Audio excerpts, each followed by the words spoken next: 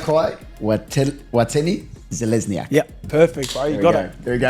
I'm not going to lie. Last week, me and Abz did a dialect course. Bro, I'm telling you, like, it took me to learn my own last name. no So, way. yeah, because One of the greatest fans that we've ever... If you really want to be cultured, you go Wantene. Wantene. Wantene. With the arm or not? With the what? With the arm? No. Italiano. Wantene-Zelezniak. This week on the UBF podcast, we are joined with Malakai Wantene-Zelezniak to talk about his illustrious career, the business he's built, culture, faith, everything behind that end. And obviously we're going to include some football, as we are united by football. But today, we are united by two codes. And that second code that is joining us is obviously Malakai. Malakai, how are you, mate? good. Excited for today's show? I am very excited. Thanks for having me, boys. Mate, it's a bit of we call it a fever dream for me. Watched Malakai on the big screen growing up, and it's an illustrious last name in rugby league. So welcome. We'll enjoy that. Cut the preview there. Perfect.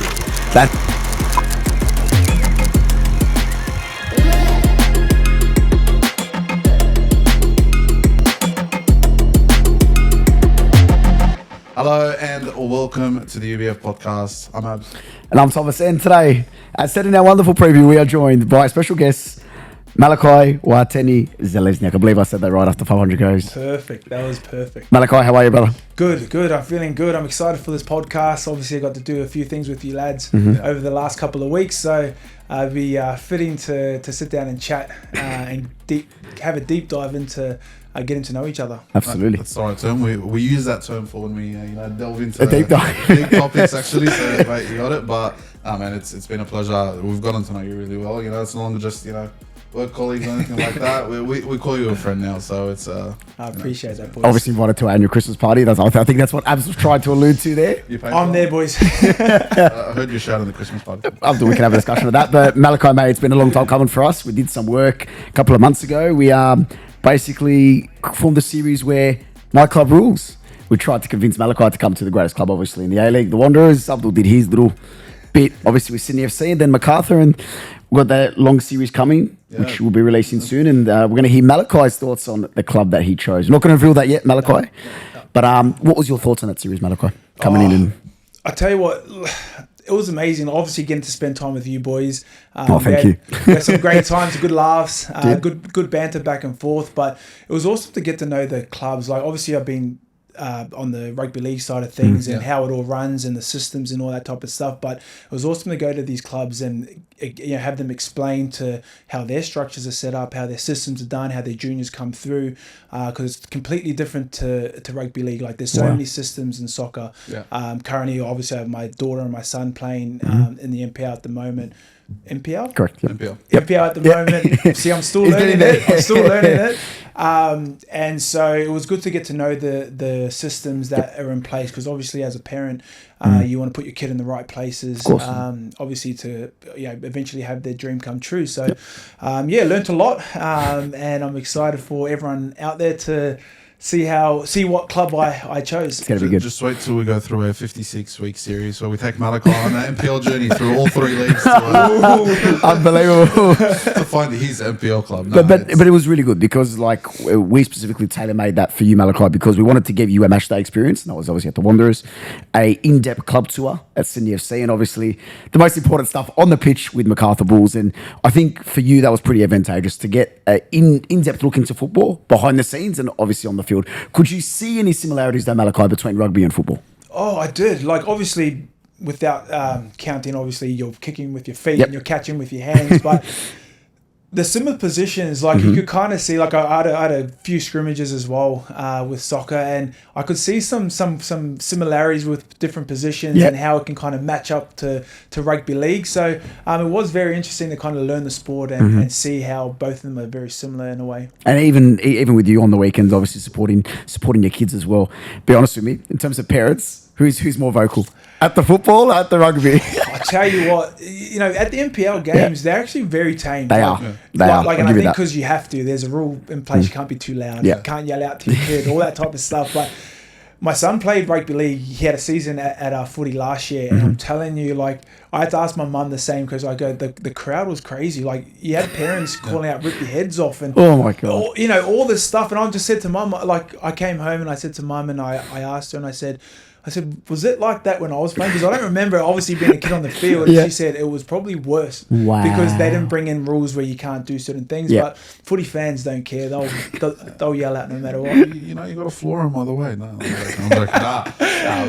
Like even with me growing up, it was the same thing. Like I played out at Greenacre for a couple of years, and then I spent most of my like rugby league playing was rep in high school, and yeah, the parents are there. They want to see, you know, their son absolutely mop the floor with other people's sons, and then you can hold a high. You see the parent walking with their kid after that, and you know the dad just gives the other dad a look and be like, "Yeah, I've got the ultimate." You know, it's it's one of those ones. But I agree, you got to tame it down a little bit, and you know, you don't want to.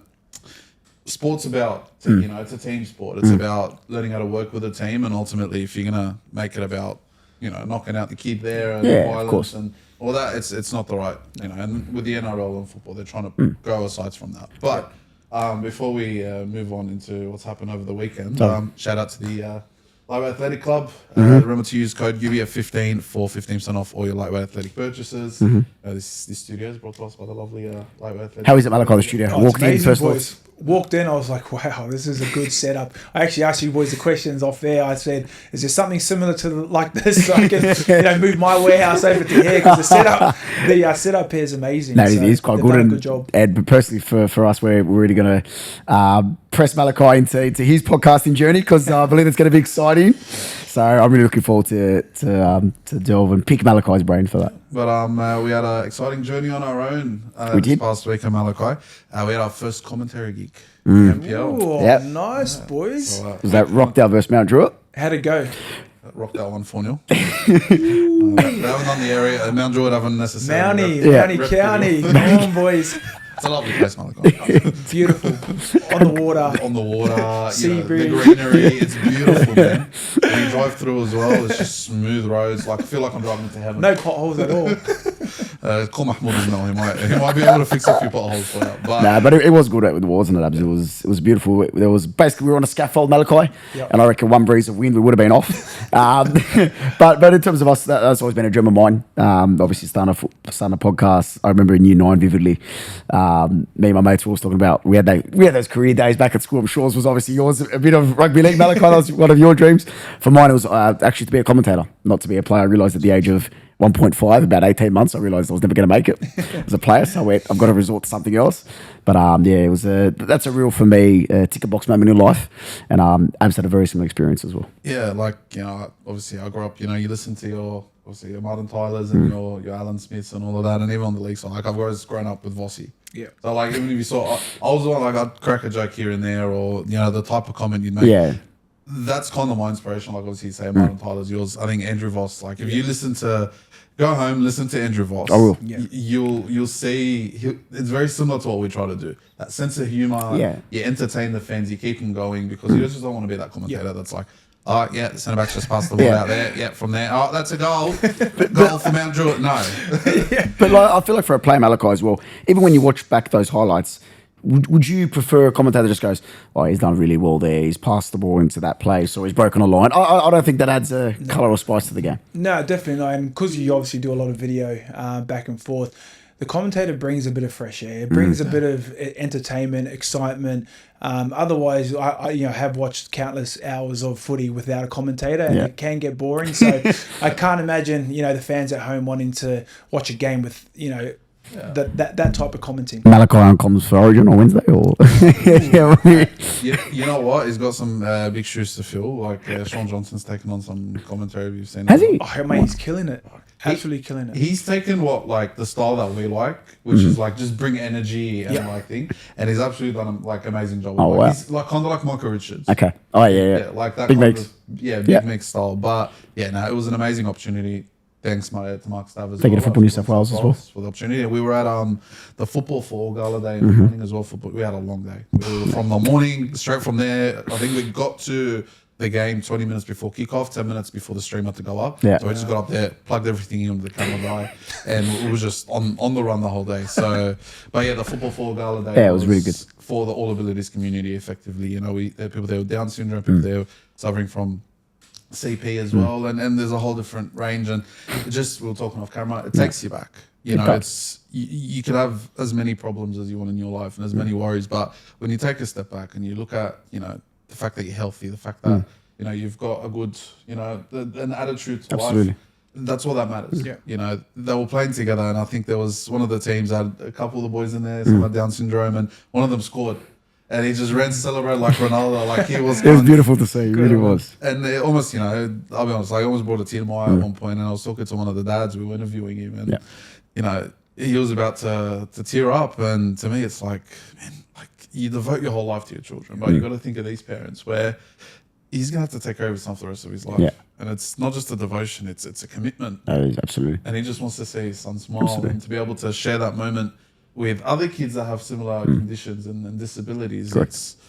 It's a bit. It really was, and Malakai was talking off camera as well. How is it when, for example, the Panthers or the Tigers, when you were there, to actually go into Sydney Children's Hospital and actually visit those kids? And it's really eye-opening, isn't it? It's massive. Oh yeah, definitely. Like I mentioned to you boys before, it kind of puts things into perspective. Like you could be having a bad day, someone cut you off in traffic and it just ruins your next couple of hours, small stuff like that. But then you go into the hospital and you see these kids and what they're dealing with, the life struggles that they have, and essentially not living on in the next couple of days. So to see the smiles on their faces, and when you go in and visit them, and I really got a lot out of that. That was probably like one of my most favorite. I'd always put my hand up to go to those things because it made me feel, recentered myself, made me feel grateful for the life I have and the health that I have. Correct. So, but then it also got to see the smile on the kids' faces, and that I think meant more to me than the game of footy. And if I can put a smile on a kid's face and that's going through a lot of struggles and heavy struggles, and that's something that I get enjoyment out of. That's beautiful to you. I think as well sometimes, like we forget that sometimes in a sense, and it takes little moments that, I don't know if you remember, I think it was the Sydney FC women's game that we were at. It was against Adelaide. Yeah. We had like 4 or 5 girls. Oh, yeah. My sister's age sitting behind me. Yeah. And they kept like nagging us, like talking, trying to, talk to us. Get a little reaction. And at the end, one of the girls, she had like a little sign, and she's like, "Oh, can you talk to Indiana dos Santos? Can you get her to come sign my sign?" And we turned around, we're like, fine. And then we went up to India. I'm like, these little girls over there, they want to see. And then they came outside after the game. I was waiting for Tom. Like, can we get a picture of you guys? I'm like, yeah. Sure. And she's like, she came over. She's like, she signed my thing. I'm like, yeah. All right. And That's nice. It is. You don't realize that the little stuff that you do and the privileged position that you're in, Absolutely. it makes the biggest difference in someone else's life. And, so we've made a policy, if anyone wants a picture or anything like that, or anyone needs some help anyway, there's no excuse not to stop, whether you're having a bad day or not. You take the time out of your day, and if you give good to the world, hopefully the world gives back to you. Back to before all of us were in privileged positions. Malakai, I want to take you back to 2017. St. Clair Comets, my friend. All the way back to the start. All the way. Talk to us as a player coming through that system.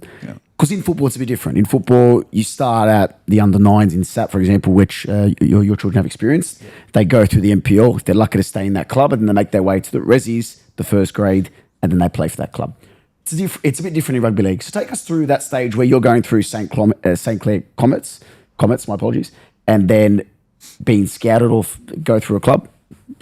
Yeah, so it's a lot different to soccer. So it's a lot easier. Okay. Don't get me wrong. Like it's very simple. It's a very simple setup. So you play club all the way up until under 12s, and that's when your Panthers reps start. So you go into like a development squad from 12s to 15s. And do you have to get scouted? You do get scouted. So you play in your local comp against various teams, and then if you're good enough, you get selected at the end of the year into a Panthers development squad from 12 to 15. So you'll train maybe 4 weeks at the end of the year, so you play your whole club season, and then at the end of the season you'll have 4 training sessions, and then either a gala day where you verse other NRL clubs development squads, or you might have 1 or 2 games at the end of the year where you verse other NRL development squads, and then it's not until you hit under 16s is where it becomes a bit more full time. So in other words, it's its own competition. You don't play club footy. You just play Harold Matthews is what it's called. I think it's 17s now. I think it's gone up a year. Still you got Harold Matts, SG Ball, and then Jersey Flag, and then reserve first grade. But yeah, so it's pretty simple. Like you play good enough footy in your local comp, you'll get the Panthers Junior. They have scouts out there that come and form a squad. But I think as well, I think it's a bit easier, but there's more visibility for it. Like the schools, I believe, in the rugby league, they have a tournament, and I believe when you get to the last 4 teams, they actually play it. You know, it's live streamed somewhere. It's on YouTube or it's on TV. You know, that's the difference between rugby league and soccer. Massive. I feel like when it comes to football, you know, you have to get to a certain level, you have to get to a certain stage before you've got that visibility. And I think when it comes to rugby league, if you've got the talent, you've got the talent. You know, you'll have players, and it's similar to football, where if you're good enough, you'll jump a level. Yeah, absolutely. Like, It's. I think Malakai's in a privileged position because he's seen the best of both worlds. Where football's a very convoluted system. I've coached, I've refed, I've played, I've managed, I've been a secretary for a club for 2 years. I've done it all, and I've seen and I can see that you go. There's about 6 different park sides. 6 different divisions. Then you go to AYL. Then you go to the MPL 3. Then 2. Then 1. Then you go to Southern Resi. Then you go to under 20s first, and then it's incredible. So convoluted. Academies on the side. Correct. They have their own comps. Talent's not enough on football. It's kind of like you get to a point where you might have all the talent in the world, but if you can't pay the fees during the year, if your dad can't, you know, pop in an extra 10 grand to the club and sponsor them, you're not going to be favoured. It's sad, but on that fee side, for example, where you said you got scouted, for example, up until the age of 12, I believe. From 12 to 15. 12 to 15. So did you, at any stage, for example, where was there a fee that you had to pay to pay? That? No, it's like $150 regi fee, that's it. Yeah, so you pay your club rego. Okay. All clubs are different. The big clubs are like $80 or something like that. $80. And you get your headgear, your bag, your short socks, and you get the gear for $80. Polo, jumper. So you get a lot. It's pretty much that'll probably just cover the gear, and you play for the club. So those are the more wealthy in the area type clubs. Malakai, I'm just taking back to when he's shaking his head because for this year alone, I had to pay $550 to play 14 games, home and away, 14 games. That was it. And I didn't get the jersey. I got a training kit and a ball. Yeah, that is crazy. $80 and you get everything. Yeah. And in that comp, you're saying if you're good enough, you'll get seen. Yep. So this is how simple it is, and you know, I do, as you said, Abz, with the NPL system and stuff like that, where you pay, you know, X amount of money.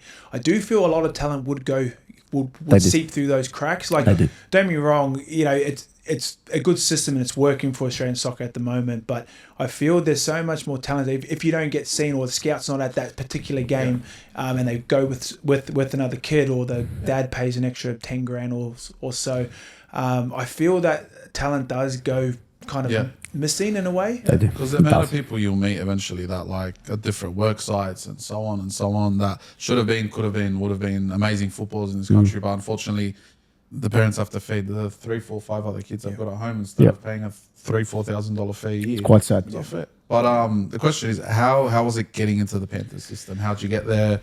What was it like? And did you feel like, you know, fuck, I made the Panthers, you know? I tell you what, it was. I'll start off from the start, and then I'll obviously give a bit of a funny story in that in between. But it was quite a simple system, like I mentioned before. You come through, play club footy, scouts come out, they see you. If you're good enough, they pick a squad of I think 20 or 25 for the development squads. You go through the system. Obviously, your name's on their books, and they're keeping an eye out for you for when you get down to 16s. Yep.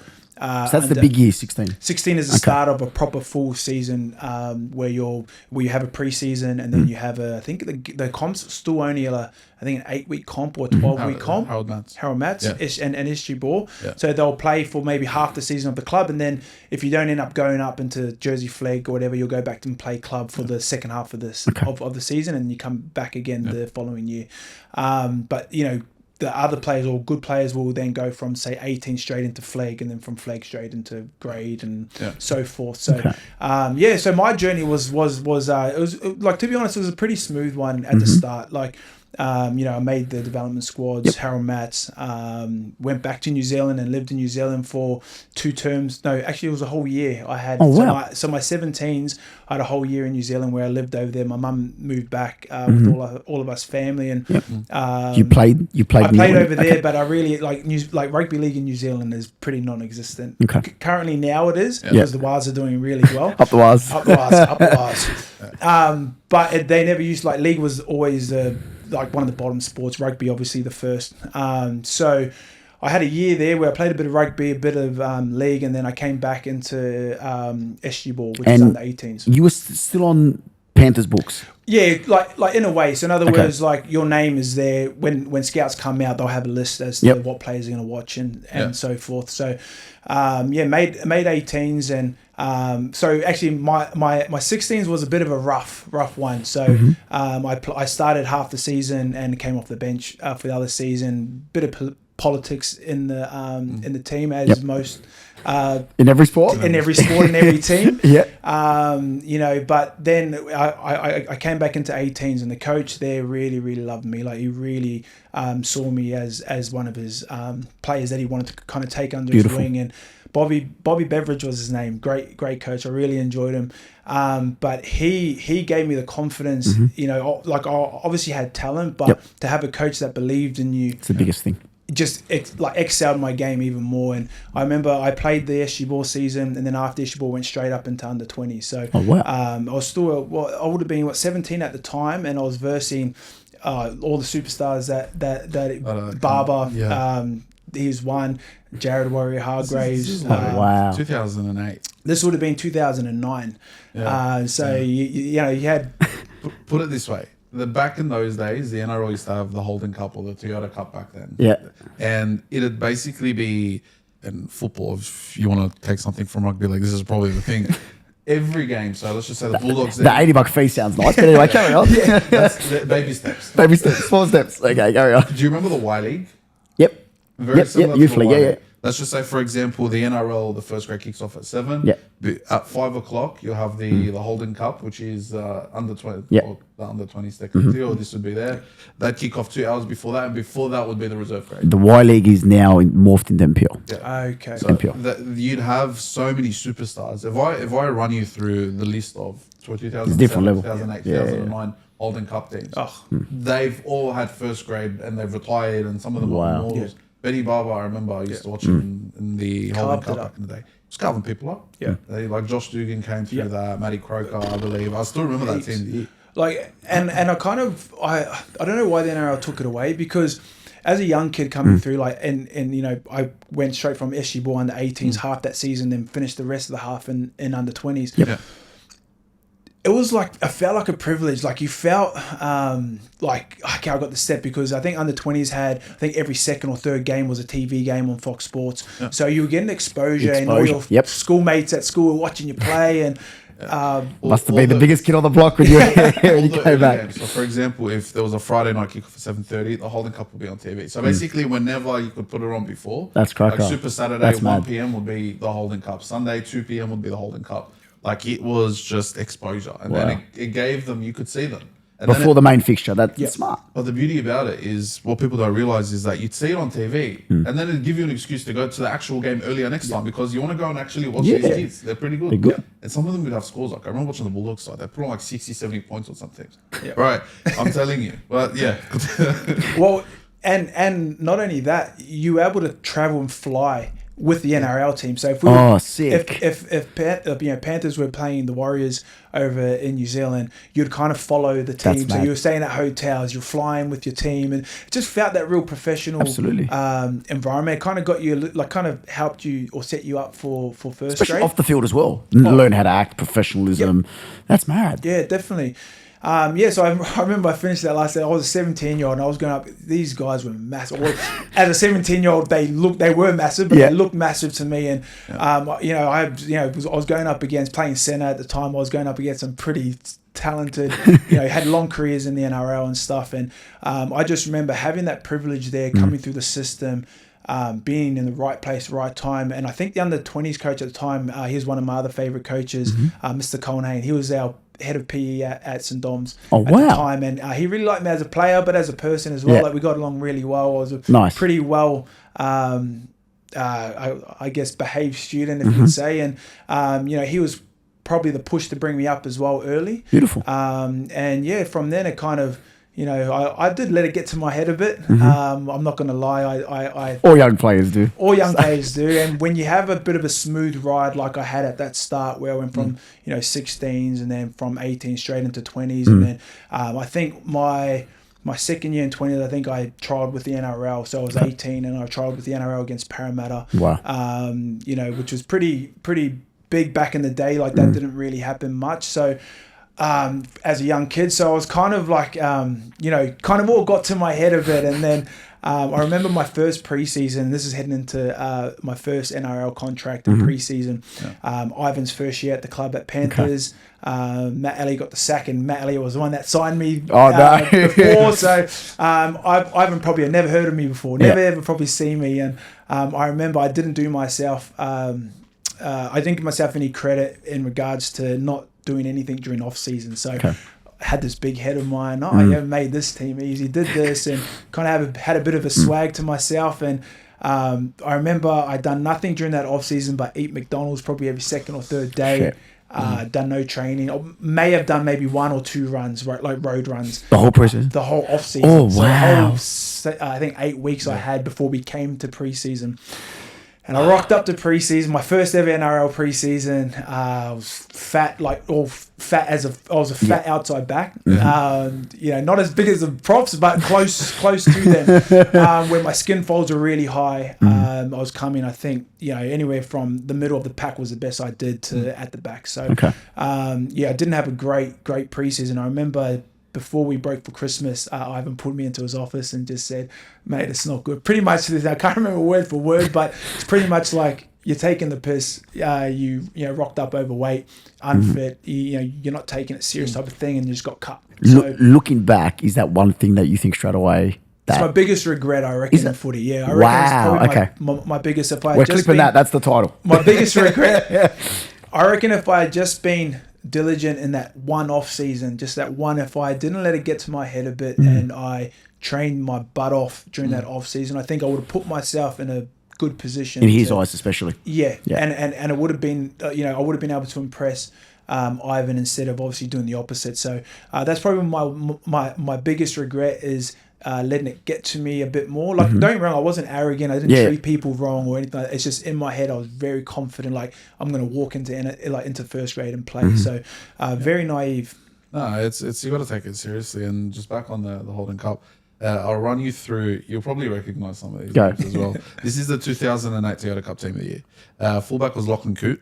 Jarrell Yao on the wing. Justin Carney, I don't think he had a long career, but he was there. Tony Williams in the centres as well. Kevin Gordon, Benny Barber, Chris Sandow, Russell Packer, Masada ESFI, he played at Penrith for a bit, I believe. John Kite, Joel Thompson, Daniel Harrison, Sean Fensom, Ben Hunt, Matt Mundine, Jordan Rapana, and Ben Madalino. I know 2. Yeah. I know 2. I'd say about 14 of the 17 players here went on to have a long careers in the NRL, and even the next year and the year after. Yeah. Like, it's insane to think how a system like that could have actually it's incredible, and it could do wonders for the A-League. Of course it does. Because right now we're losing so many of our young stars. Absolutely. Imagine putting 1 or 2 of those games on TV. People tune in and they're like, "Oh, Thomas Militic, and he's looking like a great player." No, thanks, mate. Absolutely not. Just on that as well, like, it gave exposure from other NRL clubs. As you were saying with the A-League. Clubs may not be able to see certain players within the Wanderers system, right? Or that they may not have heard unless you obviously send your tapes, your footage, or someone's told someone about them. Yeah. With that system, you could play a great game on the weekend and it's televised. Every NRL club's pretty much watching, or any scouts or talent IDs are pretty much watching those games and looking at players and going, so someone from North Queensland, for example, was looking at players down here in Penrith and vice versa type of thing. So it was great exposure. Crazy. Yeah, exactly. It was great exposure. You don't get many teams like, I know the Dogs for a while had a camp set up in New Zealand. They had a camp set up in bushland in New South Wales. Football doesn't do that. Football doesn't necessarily, it's what you've got in your catchment area, and that's it. Like I said, I think as much as we're going to talk about league here, I think there's a lot of things that we'll notice. But you debuted in 2017. Yeah. So do you think that decision back in the day to not take it as serious? Do you think if that worked out for you, do you think you would have debuted a lot earlier? I think so. I think if I was level-headed when I was a young 18-year-old, probably. Would have been different. I possibly could have debuted a lot earlier. Yeah. And just saying that, I had a second chance. So Matt Elliott got the head coaching job at the Warriors back in 2012 or 13. I can't remember the year. But Matt Elliott was the coach there. He was the one that signed me from under 20s, so forth. So I had the opportunity to go back to New Zealand. So I went back there. and you'd think I would have learnt a little bit from my experience the year before. Obviously, I did to a degree, but nothing nowhere near compared to what I needed to be at. So I rocked up to preseason, done pretty well. Like, I wasn't coming at the back or anything like that. My skinnies were pretty good, but it was my mentality. So I think that really rocked me. It rocked my confidence the year before, being cut from the NRL squad when everything was going so right for me before, and I didn't know how to deal with or overcome that kind of mental battle. So I would go out into games. And this is probably another thing that probably didn't help. So we had trial games. I remember there was a trial game up at Gold Coast, and pretty much along the lines of, okay, this year could possibly be my year to debut at the Warriors. And I remember there was me and Nane Lumape. He's another young gun. So both of us were kind of the young boys in the squad. Nane took the opportunity with both hands and absolutely killed it. Smashed preseason, smashed it in cup. I did the complete opposite. I pretty much let that mental block, as you say, overcome me. And I still remember to this day, I would go out into games in reserve grade and I would literally stand out there for most of the 80 minutes. I may have only had 1 or 2 runs, and then it kind of compounded even more. And then after the game, I'm like, what, 1 or 2 runs? And I go, okay, next game, minimum 20 runs. Set up a full game plan, everything like that. Got to that game and literally done exactly the same thing. Because you think about it as well, you got rocked by the initial news. You walked in when, before I even sat and talked to you down. You walked in, you had all the confidence in the world, and you thought you were that good just walking around, and then he knocks you back, and because all you knew was confidence back then, it was the main driver. You got to find it within yourself to be able to be like, okay, I just need to have an honest evaluation of myself, and you eventually did get that. In terms of that first major setback, I think that's where in football it's very similar. They often say it's 80% in your head, 20% on what you got. I think it's very similar in rugby league as well, because in terms of having that first major setback and not being able to process it as a young kid, is that something that you would pass on to the next generation? Oh, definitely, and I do it with my kids now, and not in a way where I'm forcing or doing anything, but it's more I'm trying to instill hard work and ethics. So when I praise them, I don't praise them for, oh, great goal, you're so good, you're talented. I go, bud, you worked really hard at training, and you're practicing now. I go, that hard work right there is amazing. Keep doing it. So you're praising the hard work in the kids, and I feel like if I had a little bit of that, or awareness around that hard work ethic without having to always have that praise or that confidence, I feel I probably would have had a better mentality to deal with what I had over in New Zealand.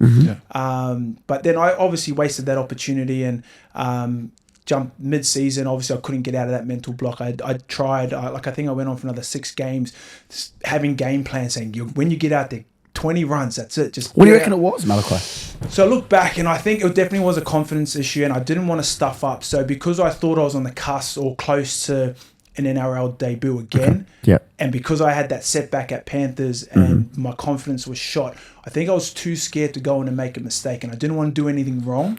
Psych yourself out. And I psyched myself out. So in other words, I was scared to go in and take a run, because if I drop the ball, that's a bad strike against me. So I know this now, and I can look back and analyze it and go, yes, this is the reason. But at the time, I was so dumbfounded as to why I couldn't just get in there and do, take 10 runs or 5 runs. It was just such a mental block. Yeah, especially as a winger, like if you don't see much of the ball, you're not going to be seeing it. It's kind of like, kind of like a winger in football, where it's like if you don't ask for the ball, if you don't get the ball, you're just going to be there. You're just running up and down the field. You're doing aimlessly. And that's what I was doing. But let's fast forward a little bit. Your debut for the Panthers. How was that? You eventually got there.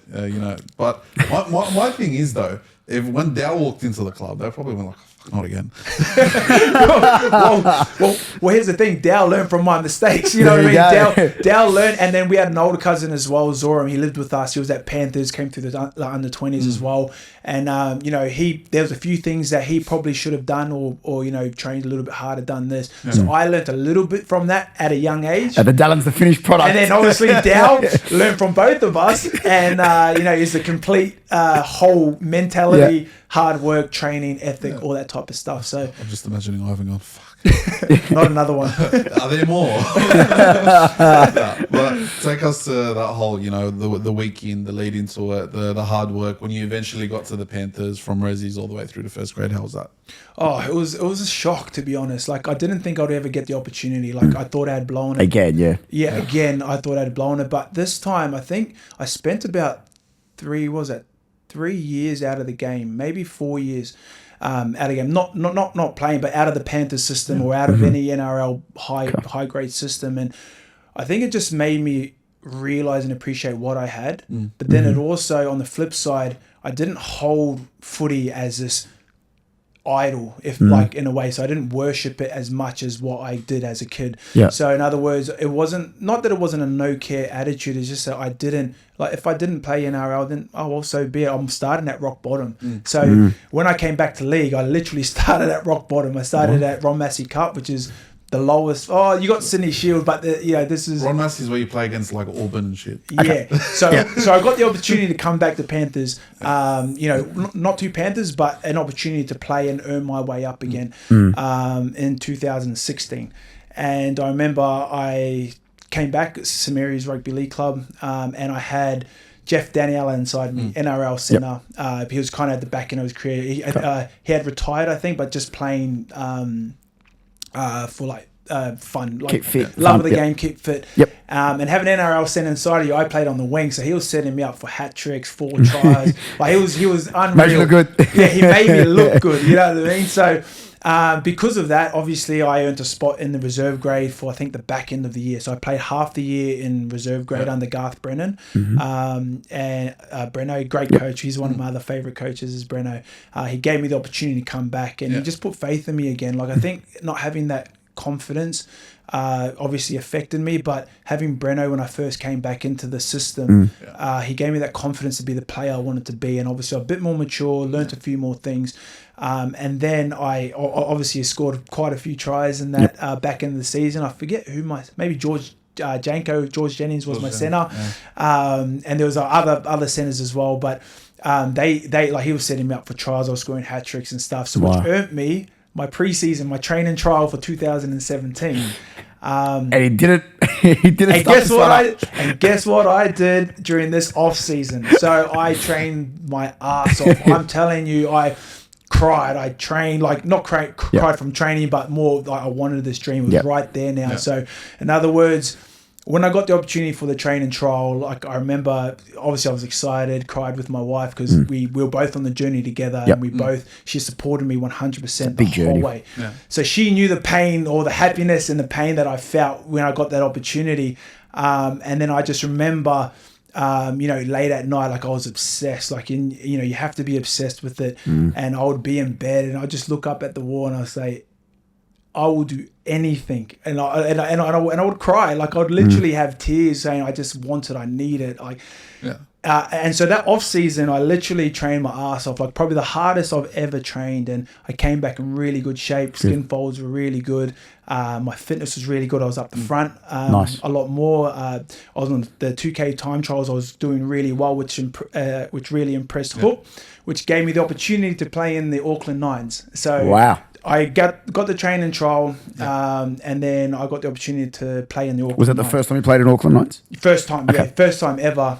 First time playing in a proper competition. So is that like because I'm football, I wouldn't have a clue. So that's obviously NRL players have, they got 13 on a normal match day. Is that right? So in football equivalent, that's like not a five-a-side, but it's like a pre-season tournament. Yes. Yeah. So basically what they've done is they'd separate into 4 groups of 4. Yeah. You play against the other 3 teams. I believe the top 2 out of each one went in. And it's now, what they added was a try zone. So instead of 4 points, if you scored in that try zone, you get an extra point. Is that still going on to this day? No, it's I think they scrapped it. When I played All Stars, I think in 2019, the boys went over to Perth for the Perth Nines, and that was the last year.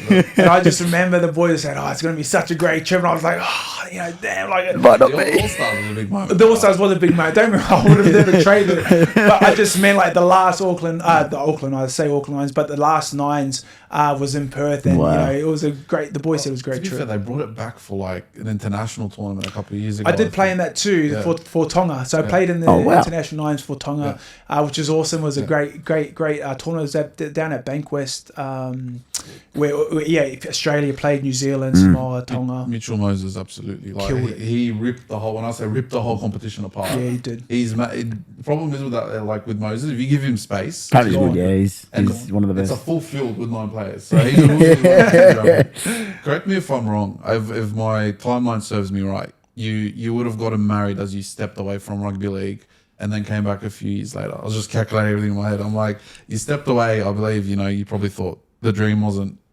achievable when it worked a normal job. And then a few years later, you came back to rugby league, you busted your ass for 12 months and you made it happen.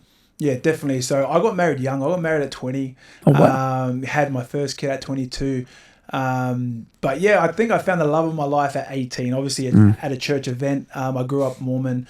Haven't been to church in a very long time, but I still have the same principles and morals as how I grew up. And I met my wife. I was on a stage. I was sitting on stage at what you call YSA, which is like 18s and above single adults within the church. And then I was a very shy boy, and I still am, but I was sitting on a stage and she came up and approached me. Oh, that guy. She came up and approached me. The record show. She came to me. She approached me. And then we got chatting, and the rest is history. We dated for 2 years and got married in 20. That's very rare. That is very rare. That's very rare. Usually, as a male, especially. Usually the stories go, he approached me and I knocked him back, and he tried again and I knocked him back, and eventually I gave in, and this is. Records will show that the same thing happened for me as well. The records will show. Yes. But question on that, Malakai. So you sorry to interrupt you about the Auckland Nines. So you took a time off. You came back into it. You got married in between then. How much is it of a benefit, of a support, to have that support network behind you? So massive. And I don't think I would have got there if I didn't have my wife. Wow, okay. And I'll tell you why. So when I decided to go back, I had a full-time job at the time, and I got the training trial. And I had to leave my full-time job. So this is my income that supports my family. I think my daughter was born at the time. Yep. My son was still to come.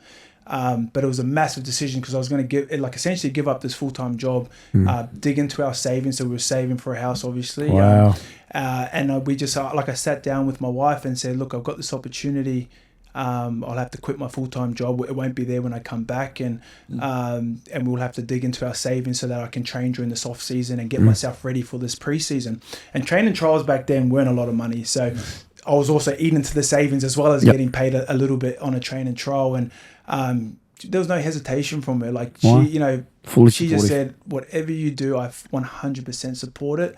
And she goes, I want you to live your dream. So, that's beautiful to hear those words, I was already nervous to do it in the first place because, I have a family to support. I've got bills to pay. And when you hear that, it just does something to you. And it just gave me that confidence to, okay, shit, now, if she's going to give me this confidence, I've got to work my ass off. You got to repay that. And faith. I have to make it. Like, there's no other choice. And that's what I mean about the tears and the pain and the obsession over it. I had to become myself. I had to become delusional. Like, you talk about confidence. I had to think in my head, like, I'm the best player out there. There's no one that's going to beat me. And that's just the delusional world you got to live in until you make it. And don't get me wrong, don't go too far and treat people. Don't be arrogant. Door next to you guys.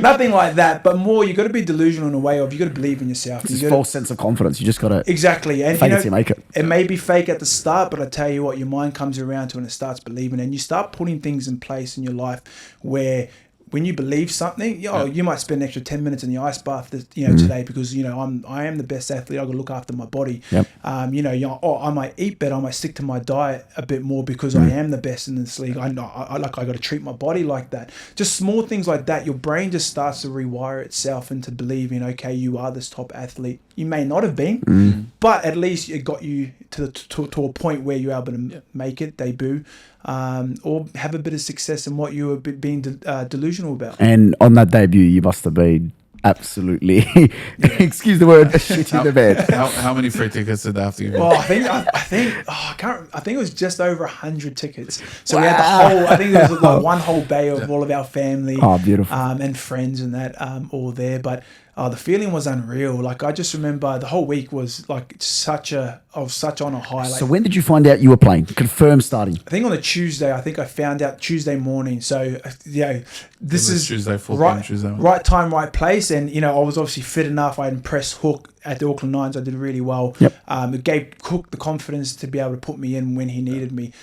But in saying that, my opportunity came when the boys the week before went out in Melbourne when they lost and they weren't meant to go out. So they got caught. There was 3 outside backs. They got caught and they got sat out that game, which gave me the opportunity Nice. to have my debut. So I found that on Tuesday, completely shocked, obviously. I wasn't expecting. No.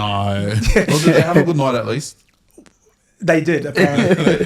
Malakai hesitated.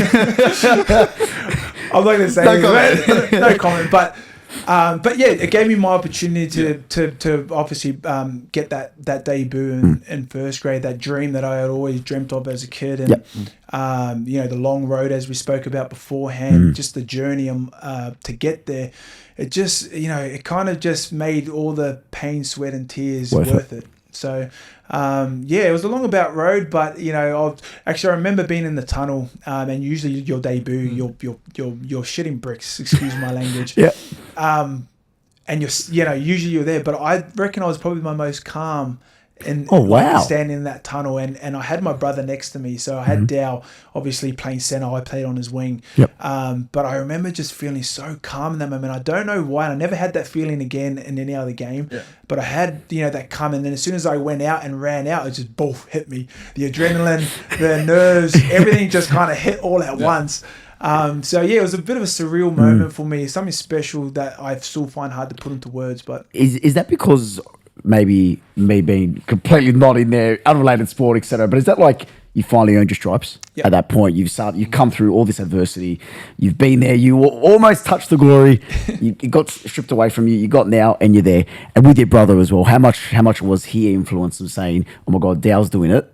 I need to be there with him as well." Oh, 100%. Like that's another motivator for me. Like I remember Dow's debut in 2014. I wasn't playing at the time, I don't think, or I might have been in rugby. So I had a bit of a stint in rugby union. So in New Zealand? No, here in Australia. So I played in the new NRC comp, the National Rugby comp they started for Country Eagles under Darren Coleman, the previous Waratahs coach. And I played with some Wallabies in in those teams. Like it was a really good competition. And then I got picked up for the Waratah Sevens in 2014. And I remember going and watching Dow's debut. I think 2014 it was.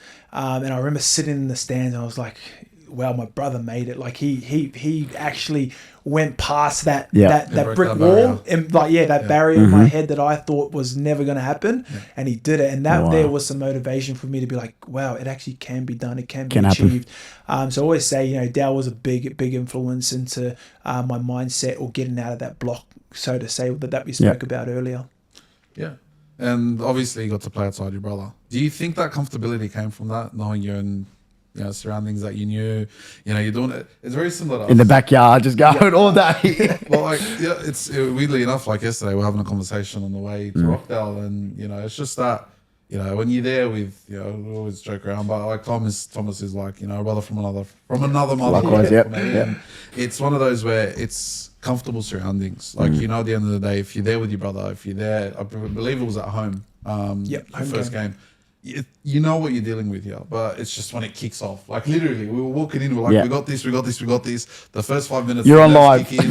But after that first run, it's all gone. And like even with me with the charity match earlier this year, I haven't put on the boots and played rugby league in like 8 years or whatever it was. I dropped the ball in the first run off the hit up of the kickoff.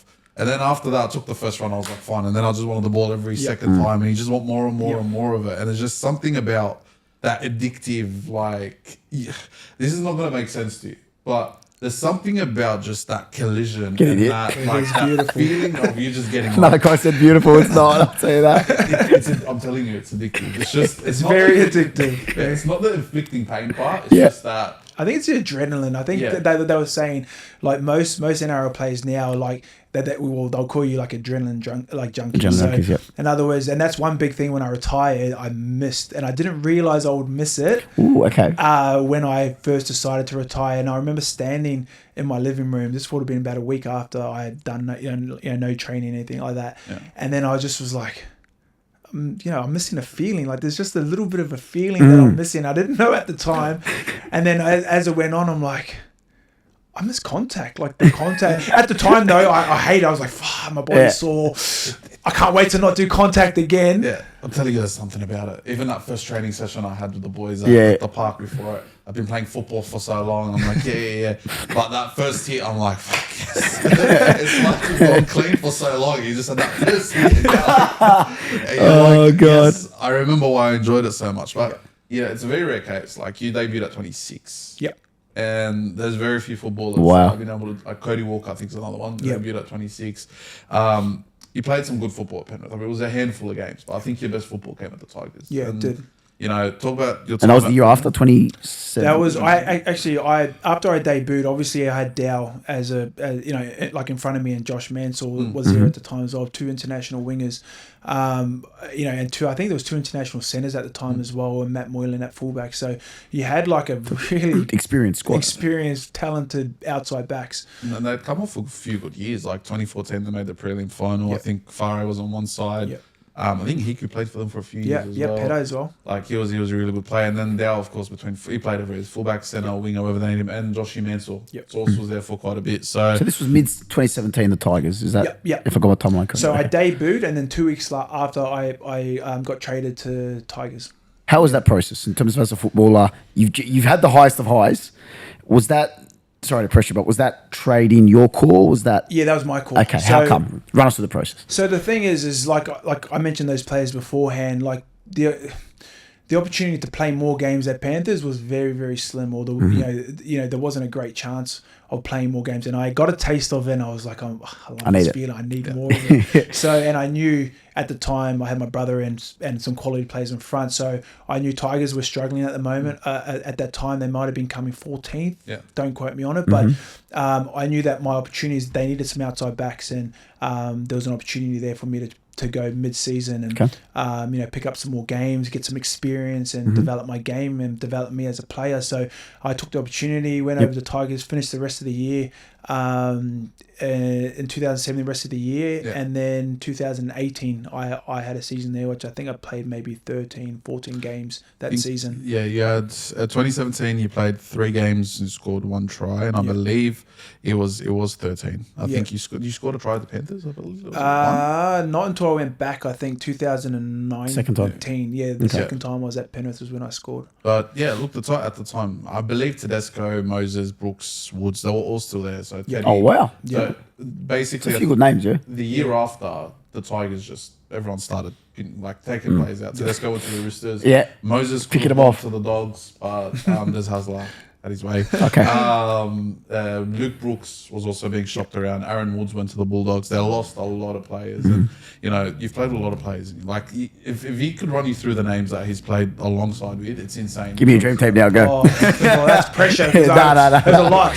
And I'm still good mates with a lot of them too. So I don't want to leave some out. But that might be the final question that we go. But I reckon probably the one player that I grew up wanting to be, well, obviously I didn't play his position, but wanted to be the player he was because of his aura and everything like that was Benji Marshall. So he's back coaching now. He's coaching Tigers at the moment. So I just remember 2018. I think that was the time he left for rugby.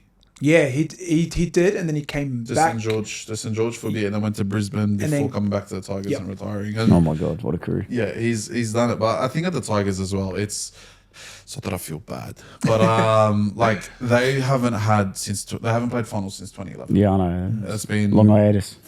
Almost 15 years now, and whoever they've been able to sign, they've signed a lot of names. But the problem is, and I think in your position, being 26, 27, it's like, do I give the 27-year-old the spot for the next 3 years, or do I just nurture the 21-year-old and have him be, the next one coming through? It's different to the forwards. You need experienced heads and forward in the forward pack in the second row, but it's kind of like if I could compare it to football, it's kind of like fullbacks. It's like, do I have a 27-year-old in Yeah, there? yeah, that's a position there. You know, this is as much as I'm going to get out of him. Or do I bring in a 21-year-old and be like, okay, this is your spot for the next 3 years. I need you to go from here to here, and then from here to here 3 years after. And in terms of that, was that sort of in your thought process moving into 2019 that season with the Dogs? Yeah, definitely. Well, Dogs was in 2021 at the start, Okay. like just at the back end of the preseason there. Yep. But yeah, it was in the back of my mind. Like you have young, and as I've said, you got a 26-year-old or 27 at the time I would have been, and then you've got a young 18, 19-year-old at fresh. Banter or a Stephen Crichton or those types of Back players. at the Panthers, yeah, sorry. Yeah, Yep. and so managers or coaches have to weigh up. Do we get another, say, 3-4 years out of this player, or do we get 10 or 12 years out of this young player? Because if you lose that 20, 18, 19, 20-year-old to another club, you're going to, this is what could have been, what should have been. It's like us. The Bulldogs had Jonathan Thurston in 2004, 2005. Bulldogs are Jonathan Thurston. Yeah. Well, Jonathan Thurston won a comp with the Bulldogs. My apologies, never knew that.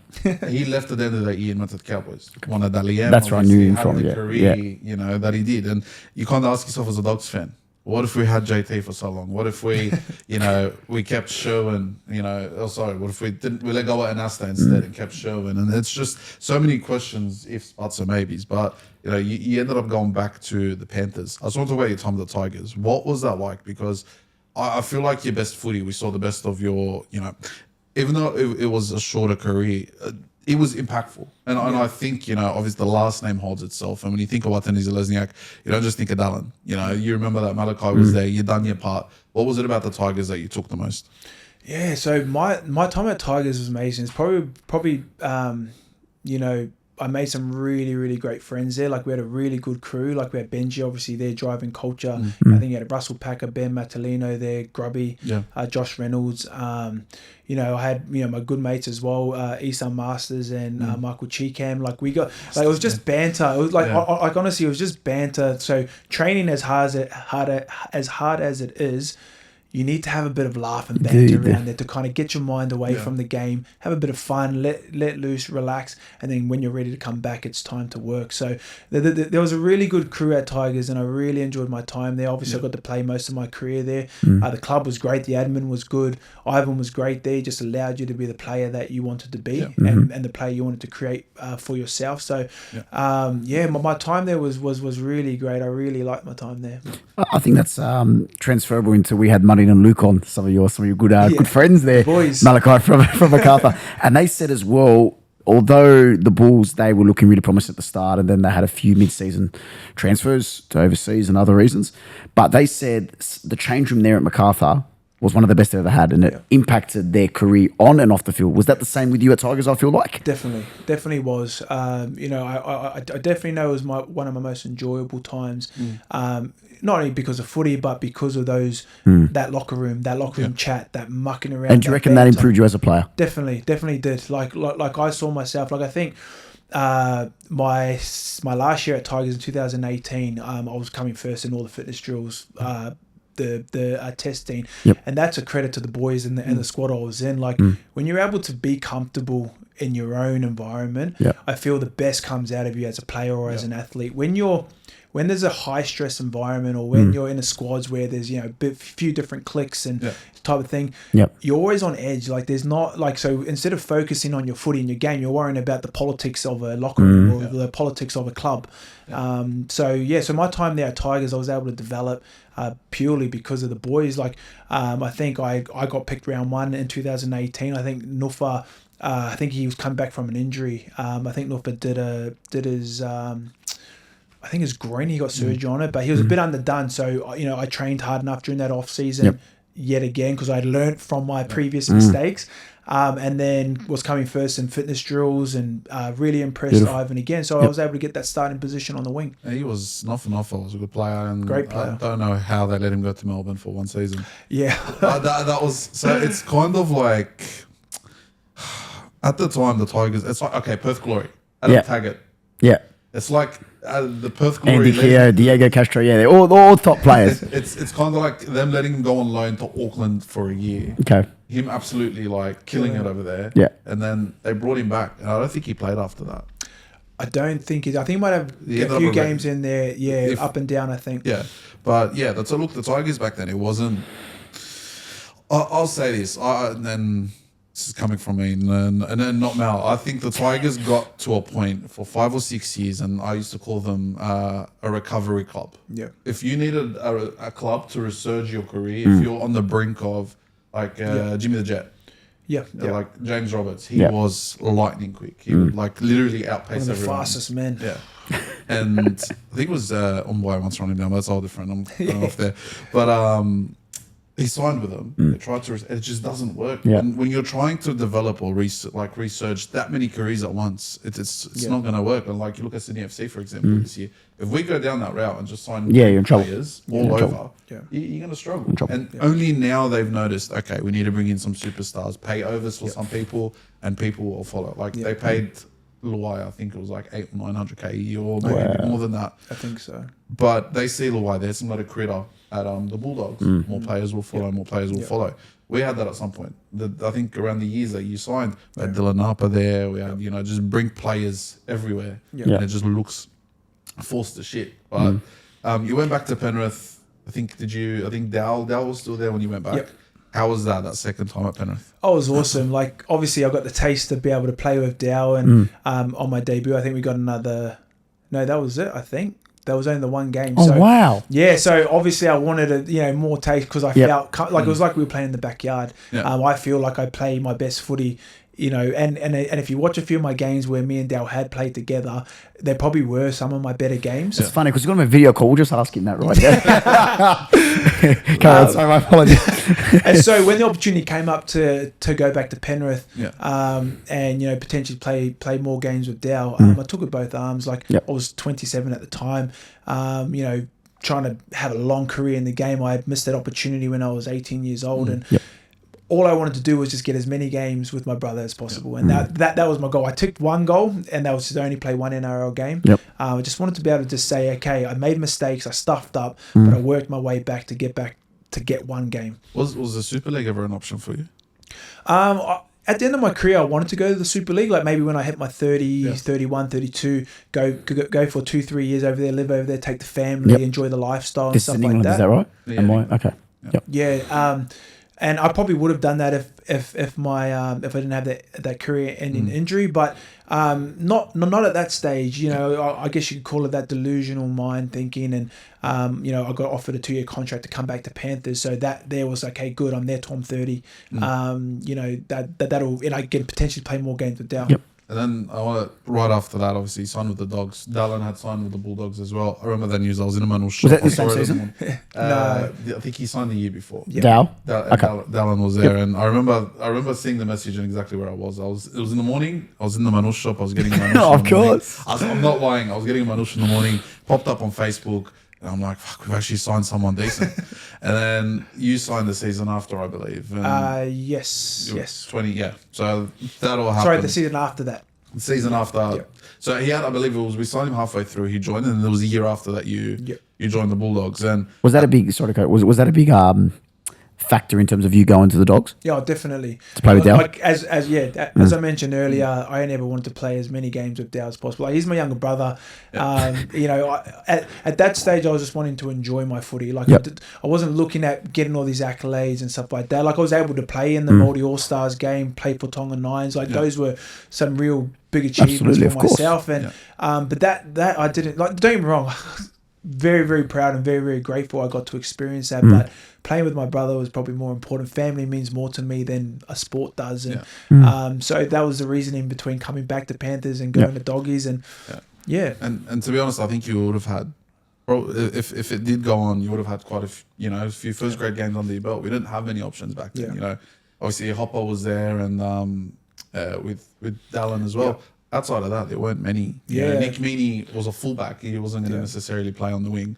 I think Gareth Holland was coming through, and he was on his way out, basically. Jaden Okumbo, we didn't necessarily have, and Stephen Crichton's older brother, I believe, Christian, Christian was there too. And I think Critter did his ACL the first Second day I was there, he did his ACL. Oh, wow. Yeah, so that was even like the outside backs were even more than than what Abz is So saying. everything's looking good. You're there, and then if we don't know, don't want to go into the exact details of it, but there was a medical retirement. If you feel comfortable, do you want to? Yeah, of share course. that? Share that with I've our- shared it like a number of times, and Yeah. hopefully it helps another athlete that Yeah. kind of finds himself in a similar position to me. But I was rushed in at the end of the 2021 preseason, and I done my own training. Obviously, trained my my ass off because Yep. I didn't want to repeat what I had done when I was You learn from your mistakes. younger. I learned from my mistakes. I didn't want to make the same again.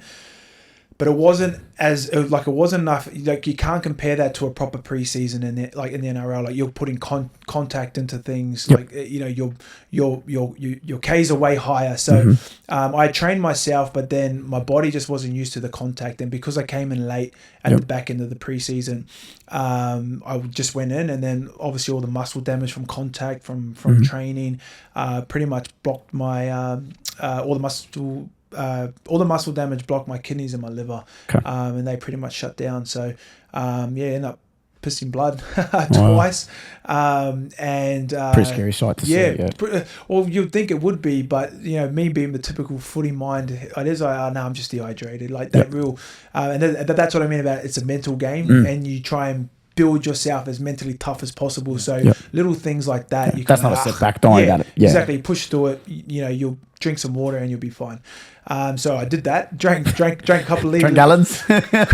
Drank a couple of liters, and then went and done a gym session with the team. Then came back and I pissed pretty much essentially red out of my in my urine. So wasn't going to mention anything. And then I was walking outside, and I mentioned to Dow just briefly, and I don't know why I did it, but I just did. I said to Dow, I go, bro, I think I passed blood in my urine. And he went, what? And I just said, I think so. Because then I started questioning myself. The training had finished, didn't have any distraction on it, and I had to think about it. I was like, maybe it wasn't. Yeah. Yeah. And then he goes, I'm going back to tell the physio. I go, don't you dare. I said, don't. I said, I've got a couple more. I had one more training session. Then I would have had 2 weeks off and then come back freshened up and started the season. Anyway, Dow went and told the physio, and then the physio called the doc, and doc said, you're not training tomorrow. You're going to go get your blood test done. And I remember I got pretty upset with Dow, and I said, why did you go and say anything? I said, I just need to get through this one session, and then it would have been fine. I would have been flying home, and everything would have been perfect. And I remember I went and got the blood test done on that Friday morning. The boys were training. I could only just watch. So I sat there all sour. I can still train. I feel fine. Every time Dad touches the ball. I was kind of like, Dad, it's your fault. Little thing. And then I got a call that night at 11 o'clock at night. And it was from the doctor that had taken my bloods, and he said, go straight to the hospital.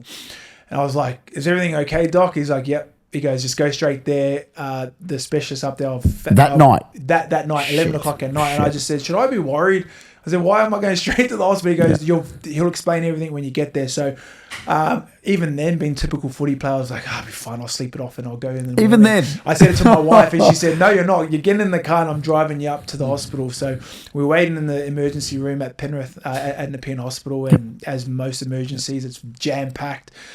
And then we were waiting, I think, for an hour and a half to get seen. And I was like, you know what, stuff it. I said, it's not that important. I feel fine. Like, other than sore, like really sore. Yep. And he'll be fine. And she goes, I'm not leaving this chair. You're going to stay here until you get seen. So anyway, we stayed there. Specialist came and saw me. He goes, I don't know how you're standing here right now. And I said, what do you mean, doc? Like, and I started freaking out, because then I'm like, okay, the second time someone said this.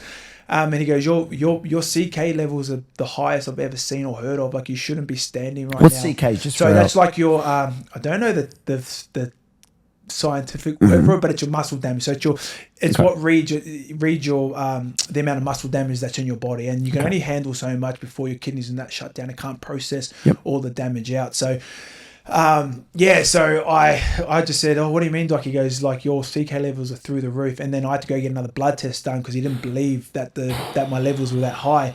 Went and got it done, and sure enough, they were 182,000. So for anyone that knows CK levels, 182,000 was my count. Off the chart. The actual definition It's called creatine kinase. It's an enzyme found in various tissues, primarily muscle, both skeletal and cardiac, and the brain as well. Elevated CK levels in the blood often indicate muscle damage or disease, while low levels may suggest muscle deterioration.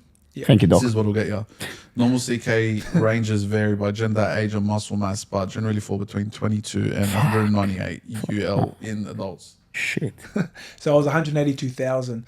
So to put this into perspective, an Origin game, which is probably the most intense game, biggest hits, muscle damage is usually the highest. Yeah. You'll usually get around, anywhere between 3,000 to possibly 5,000 CK levels. And mine were 182,000. So I had no idea. How did it like? It was just from overtraining. That's crazy. Yeah.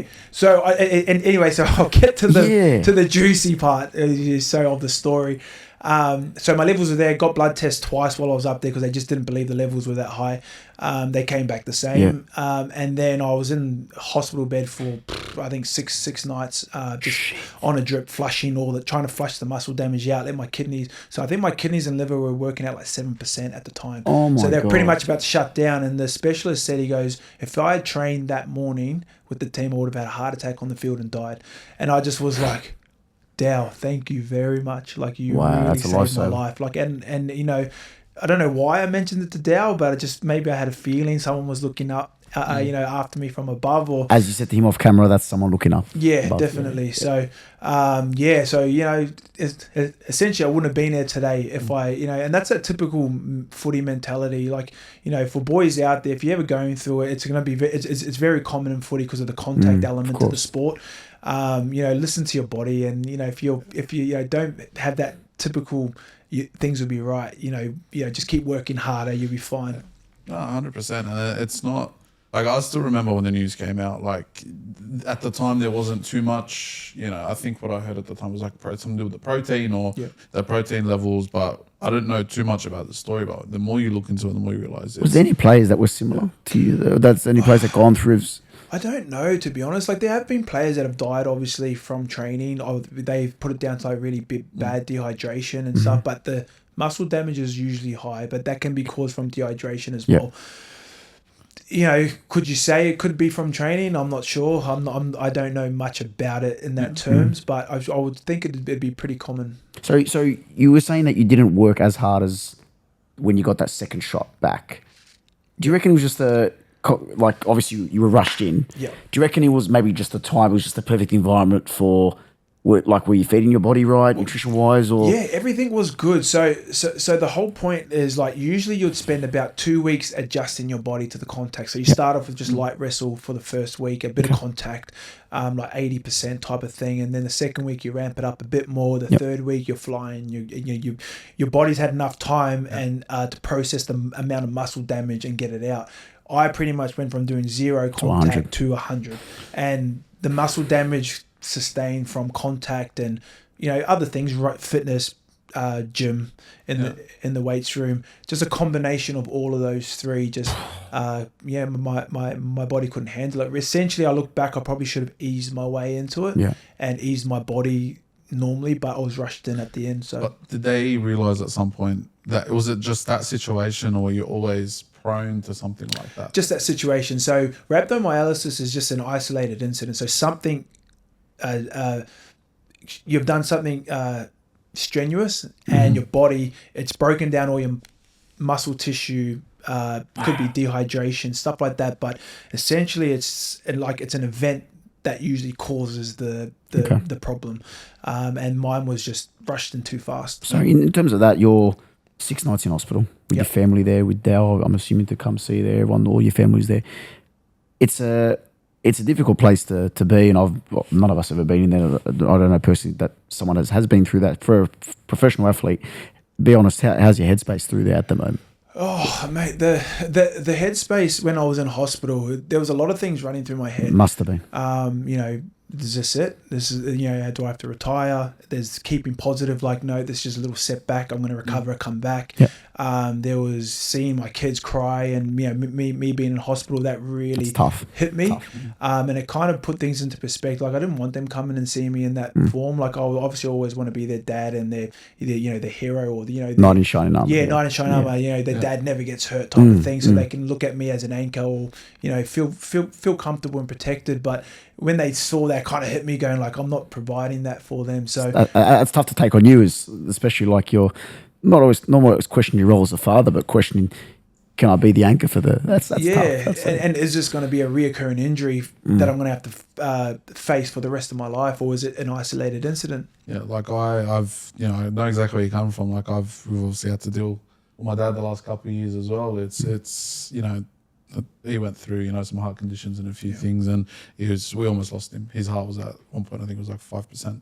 Like pretty much, it was a 1 in 10 chance of survival. And even then with the situations and overseas, he was overseas at the time, it was even longer than that. And when he came back, it's not easy. Like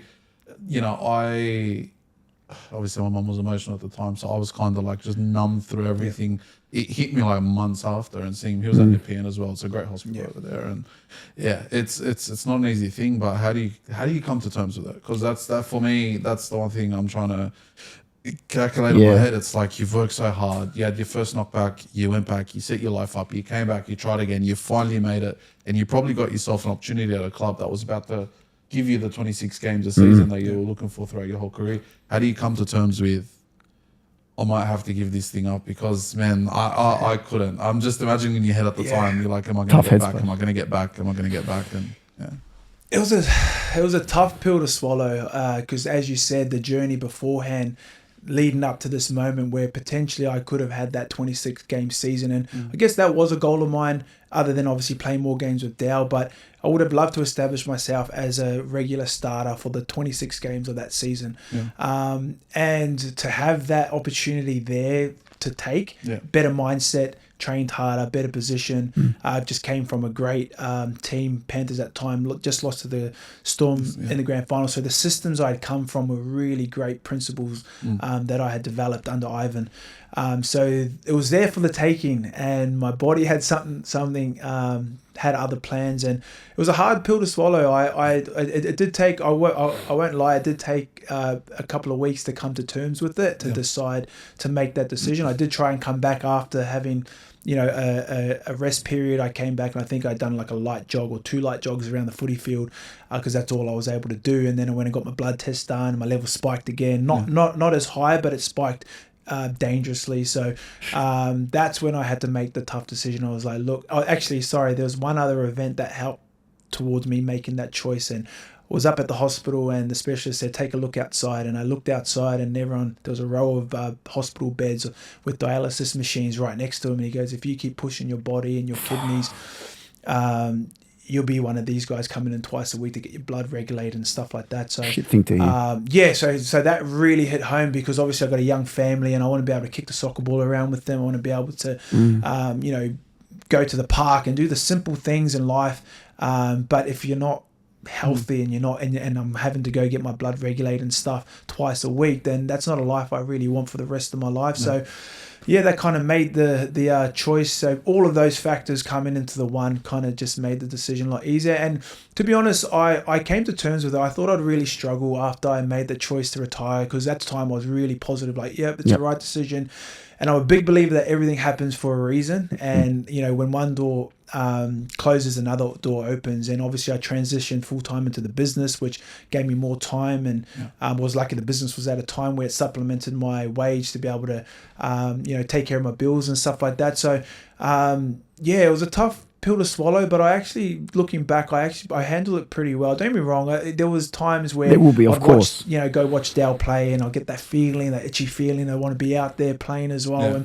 And those feelings, now I don't get them. It's been 4 or 5 years now since I've been on the field, but I remember at the time, the first year or two, I got those feelings, and it was hard to swallow, but it wasn't like I handled it pretty well. And in terms of that, I'm assuming the support network's massive there. Your wife, your kids, how much of a role did they play in the not almost recovery, but coming to terms with what's happened, because it's an extremely rare event?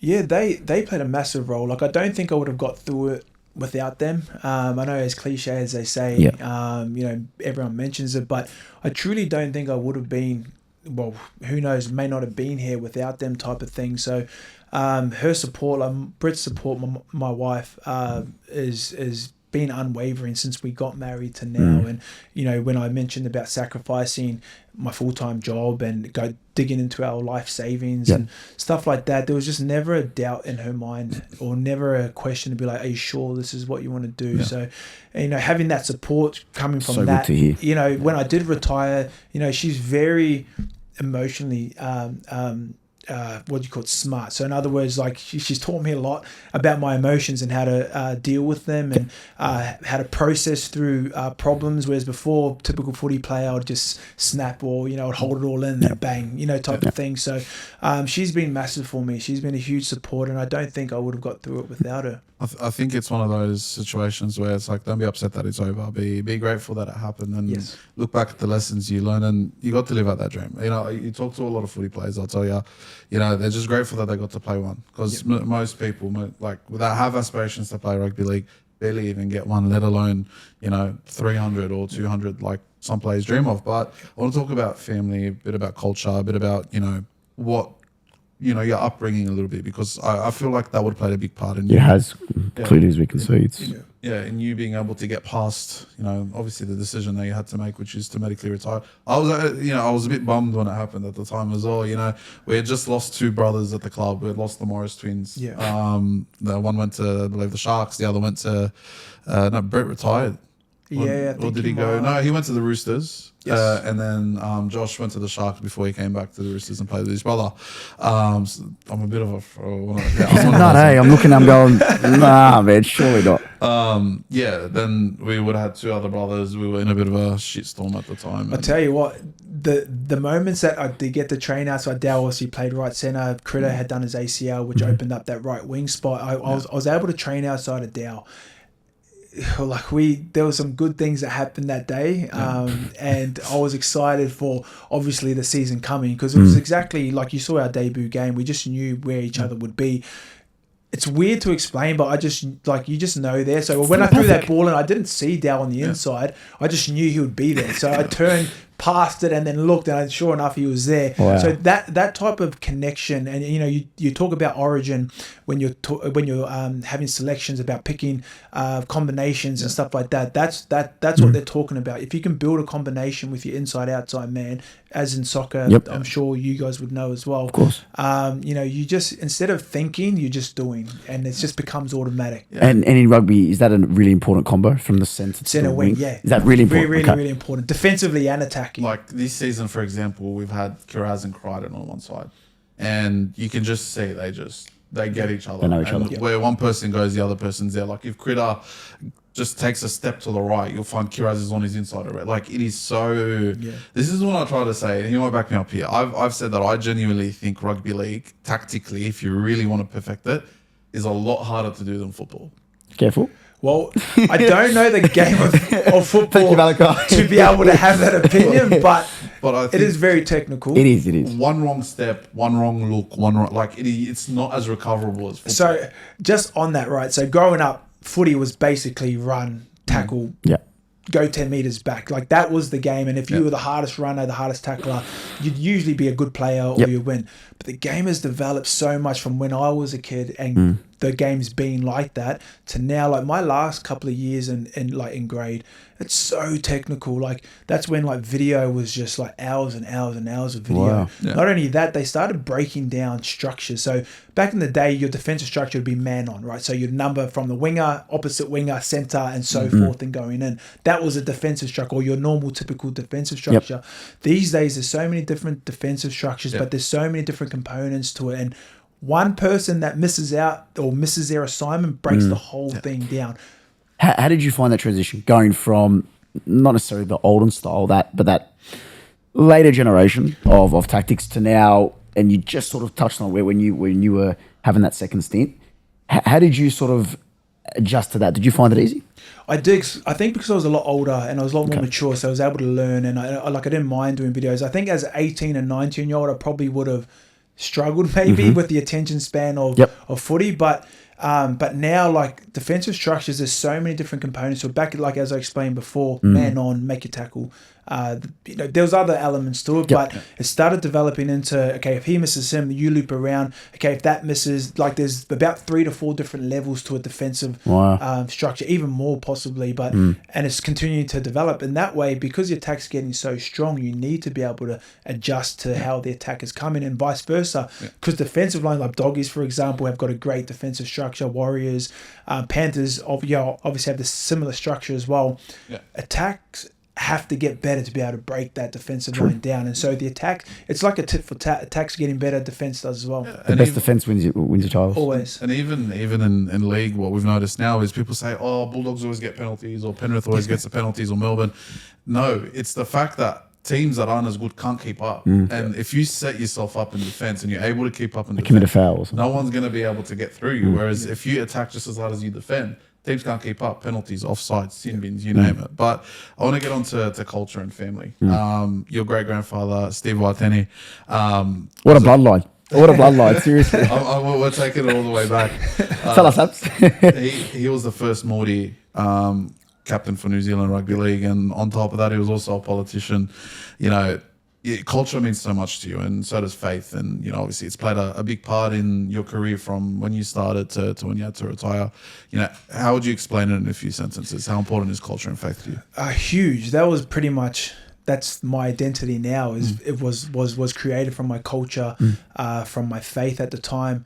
Like I said, I still keep the same morals and values that I kind of grew up with.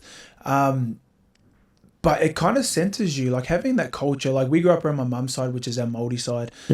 So we were brought up with culture, learned hakas, songs, like just really, really enriched with culture around us. And it gave us a sense of identity in a way. And then the faith, obviously, on top of that, being brought up in the Mormon church, it creates that value. So you're able to merge both culture and faith together pretty well. So it kind of creates, or I feel like when I was growing up, I was pretty centered. I was pretty responsible. I was, a shy boy, very I respected everyone.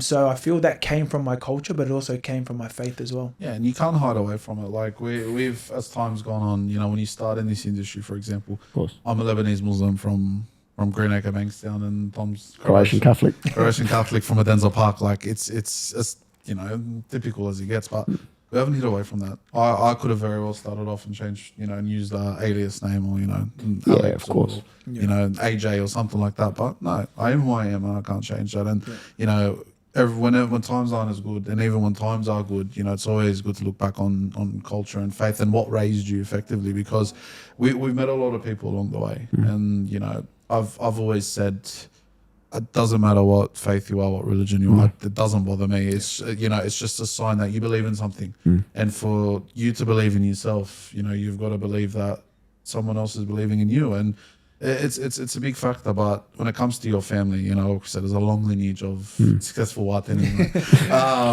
How important did you know much about your great grandfather growing up? Was it was he like one of those figures in the family that what would Steve do? What was it like? No, it's true, because I remember you were telling us that he was before Steve Wantene, that there couldn't be a Maori captain for New Zealand. I remember. Yeah, so he's the first Maori captain for the New Zealand Kiwis. So which was a pretty big honour, because at the time, obviously, it wasn't very common.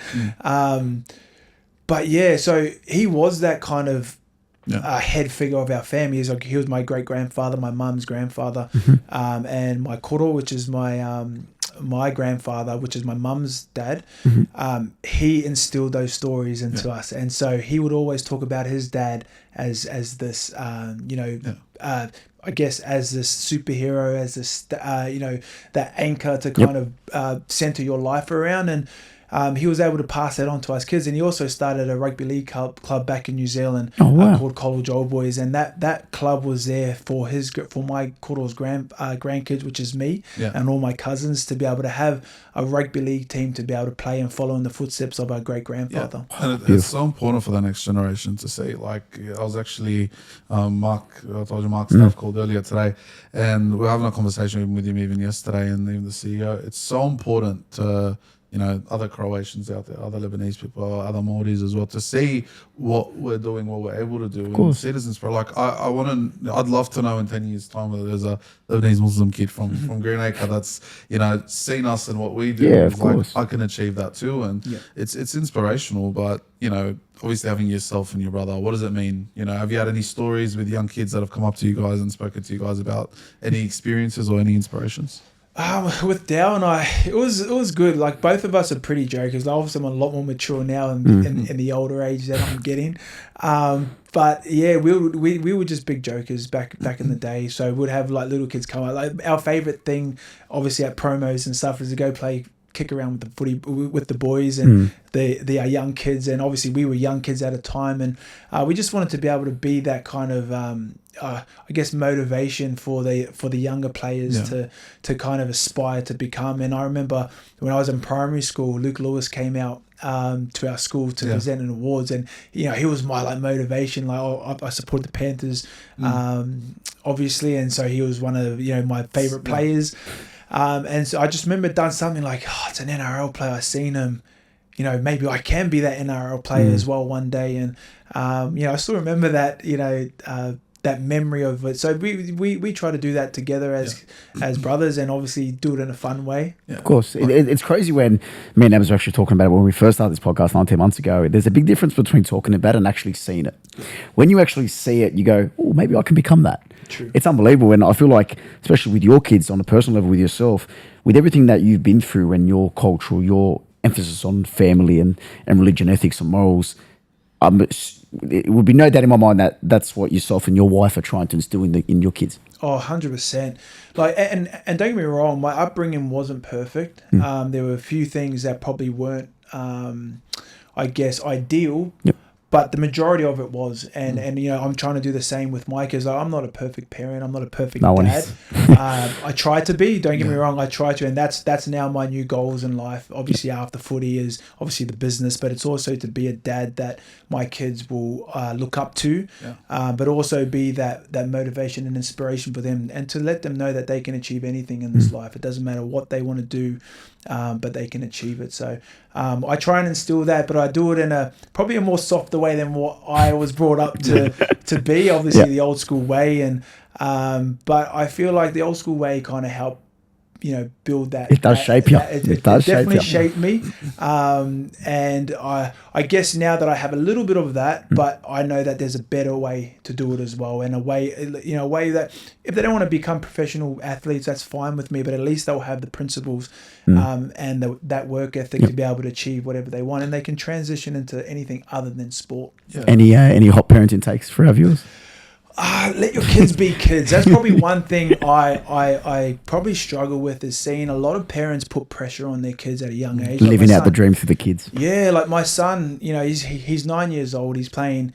So it's like I didn't want him to play reps now at 9. Obviously, it's important, but he wanted to do it himself. The most I will do as a dad is if they come to me and go, Dad, can we go to the park and train? I'm 100% there, but I will never say, you get out the door, we're going to go train. And I do see a lot of parents do that and push their kids into a lot of, you got to go do this academy, and you got to go do extra training here and do this. Don't get me wrong, you do, but you also got to let them be kids as well, because, if you come down hard on them and you go, you fill up Monday to Friday with training and then a game on the weekend, they get to a certain age, and I've seen a lot of these with my teammates where their dads were exactly the same. They would just push them. There were players doing fitness after the game. After we finished playing, they'll get flogged on the field next door. They were good players, don't get me wrong, but it got to an age where they just didn't love the game anymore, and it got to a point where they had enough. They were burnt out.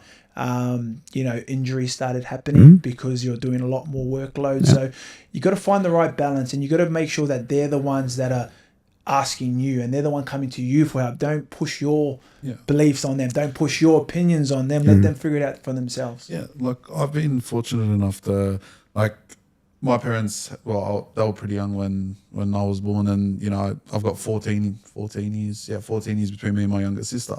But the funny thing is, you know, I've seen the way my grandparents parent. I've heard the stories of how my grandpa used to parent my dad, and between him and his sister, my auntie, is I think 16 years or something like that, and between my auntie and myself is like 8.5 years. Wow. So I've seen how my grandpa was with her compared to the stories I've heard with my dad, and then I've seen how they were with me, obviously, and my brother, and then how they were through with my sister and my other brother, because I've been fortunate enough to see my sister grow up. I was 14 when she was born. So, you know, it's kind of one of those ones where it's like parents do evolve. Parents do, you know, I look at how my dad is with me, and like, you know, I've told Tom, I'm like, he got to a point, I think, and he realized maybe I'll let him learn from his mistakes. I can give him advice. I can teach him, you know, this is how you deal with this, this is how you deal with that. But until he goes out and experiences it himself, he's not going to know. And that's the biggest thing I've ever been grateful for, because I've been able to form an opinion. I'm only 25, but I've been able to form an opinion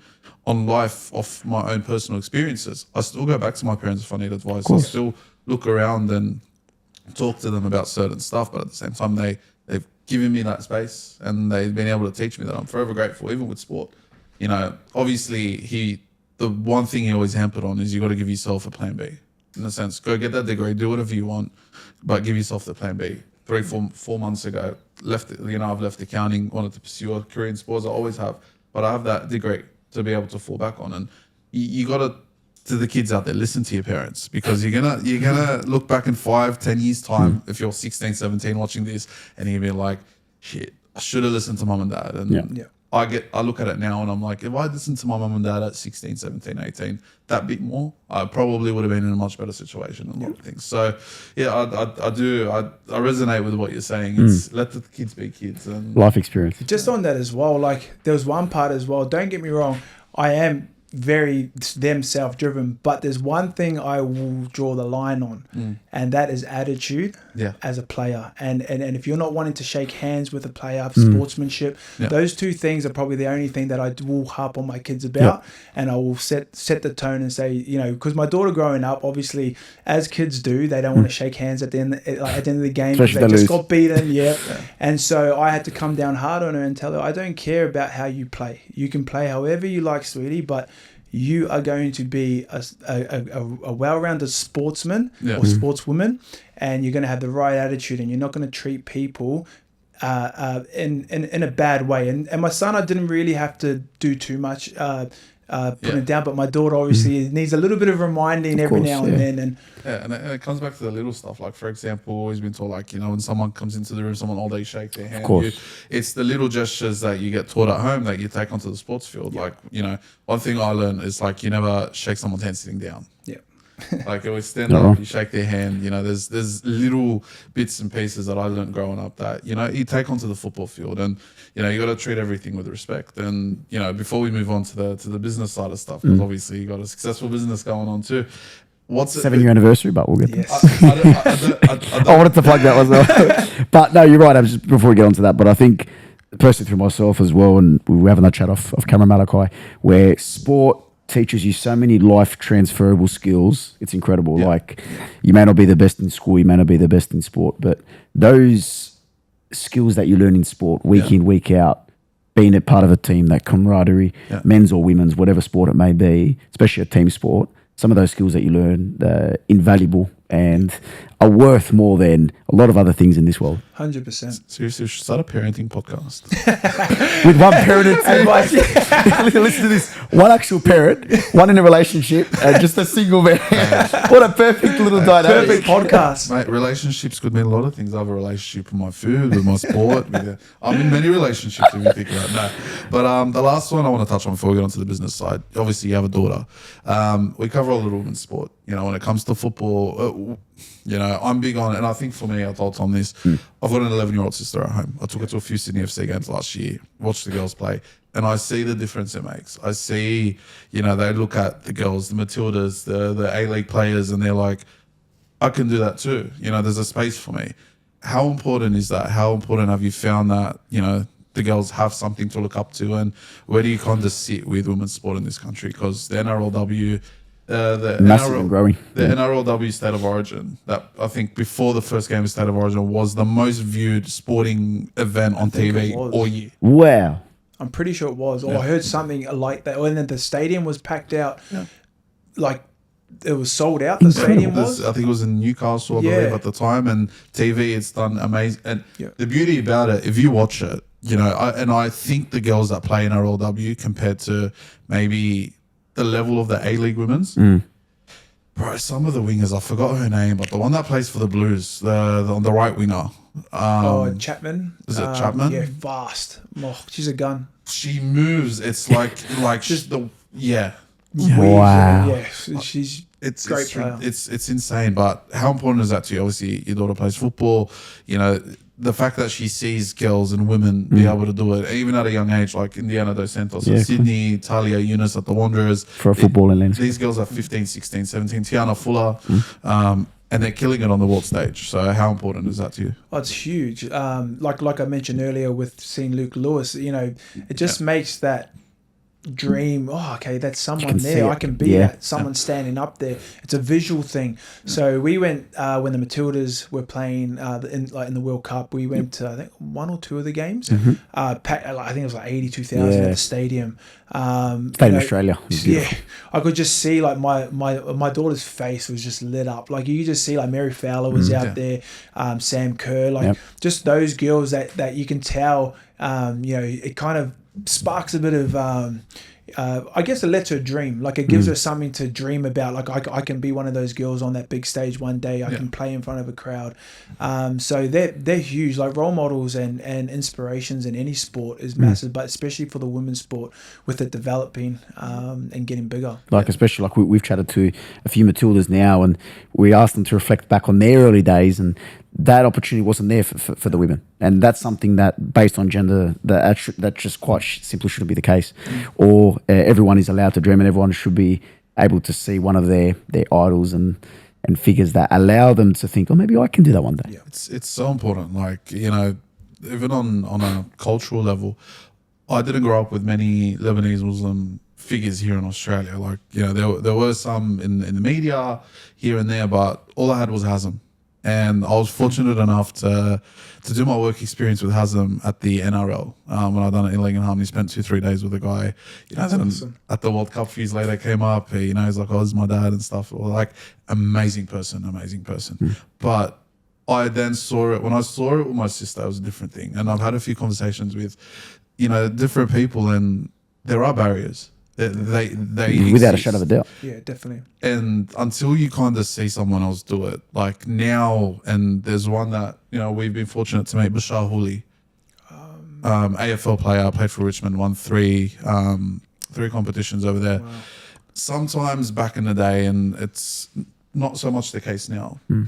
Culture was so not shut down, but people would hide it. Like Hazem was Lebanese Muslim, we knew that, but it felt more like a game. The way they made it look was it's a novelty, tokenistic. Yeah. Whereas now you're able to embrace who you are, where you're from, and it's so important for the girls to have that as well. Where women's sport is, in its own right, just as good as men's sport, and I find it so valuable because I look at my 11-year-old sister and that generation. They're not as opportunistic as we were. My brother being 17. Then they don't know what they want as much, and they look to other people for inspiration, and they look on social media. So it's so nice to see people of different backgrounds and religions and cultures and genders as well have those figures. Like you talk about Mary Fowler, she's from, I believe, North Queensland or Darwin. Again, it's your little girl from Darwin. You see someone like Mary Fowler. Far Reach is incredible. Yeah, like I can do it. I can do it too, and it's beautiful. And I only wish that we get more. Like, of course, we're starting now to see in the NRL a few more Lebanese. Yeah. Go have a look at the NRL pages for all these clubs on TikTok and all of that.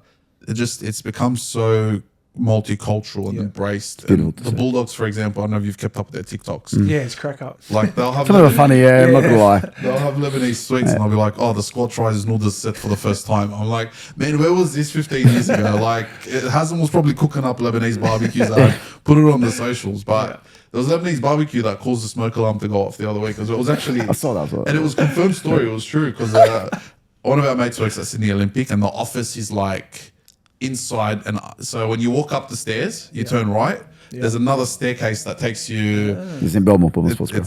It's in Belmore Sports Ground up there. And he's like, yes, the smoke alarm actually went out. Everyone had to go. I'm like, all right. But onto business side before we finish up. You started a business with your brother.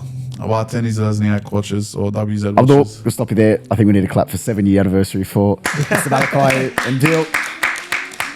Brother, 7 years in business. Take us through it. So, 2018 it started. Would I be right to say? Yep. Talk us through the process. What was the thinking and why watches? Yeah, of all things, why watches? Of all It's been things. so long ago. Well, watches always collected growing up. It was nothing expensive, no Rolex or anything like that. I was a young teenager. And, Armani Exchange, Guess watches, Hugo Boss, Seiko, brands like that. I just loved watches. So Yeah. I was back in 2018. I did a podcast with Den and Kemp, Bloke in a Bar, and we did the play interview and stuff like that. But after the podcast, he said, "Mal, have you ever thought about doing anything outside of footy, like starting a business now, setting Off yourself camera. up?" This is off camera. Okay. Setting yourself up for life after footy. And I was like, I haven't really thought about life after footy. I've only just got into footy. So, I've just come into grade and I'm just enjoying the wave while I'm riding it and ride it for as long as I can. So that never really sparked anything in me. And then it wasn't until I spoke to my wife on our way home from the podcast, and we were talking like, if I was to start a business, what would it be? And I was like, I want to start clothing because a few of the other boys were already doing clothing. I wanted to do something different. Yeah. And I just remember my wife goes, well, you like watches. Why don't you just start your own watch brand? And then I said to her, I don't know how to start a watch brand. I said, I wouldn't even know where to start. I love to look at it and wear it. I said, How do you make one? How do you make one? So I spent oh man, I'm getting watery in my eyes. I'm not crying. It's not a. The watches get you that The emotional. watches are getting me this emotional. The old moisturizer in my eye. No, it's the he's thinking about Dan and Kemp's long illustrious career in Brisbane. I'm Bloke in the Bar. Not so long illustrious career in Brisbane. And then so I ended up just doing a bit of research on watches and like where to start and stuff like that. And just done about 8 months worth of research and sourced out a manufacturer over in China when we first started. And I remember sample stages back and forth. Like it took almost a year to get it up and running and get it started. And I remember we flew over to China. We went through 5 different manufacturers, obviously because you got good quality over there and you got real bad quality. And I got to see it firsthand with my own eyes. And I always say that to people: if you're starting a business and you're importing from China, go over there, pay the flights, go over there. It'll save you money in the long run. 2, you get to see the quality of your manufacturer. Yeah. So we went through 5 different ones. 3 of them were really bad, like almost sweatshop type workshops, and 2 of them were really good. They had the full dust-proof workshop, all the top A equipment, all the machines were all really, really good, clean, and they are manufacturers currently to this day. Okay. And so we were able to go over there, get it all sorted, knuckled it down, and then we launched. And here I am thinking, all the hard work's done after a year. Okay, I've done all this research, I've sampled, I've flown over there, I've gone through the factory, I've found a quality manufacturer. And then we launched, and the hype was there, and everything. We had access to the boys like Benji, and all the boys' social media accounts at Tigers and Dow at Panthers, and people sharing on their socials. So the launch was really good. Like we killed it.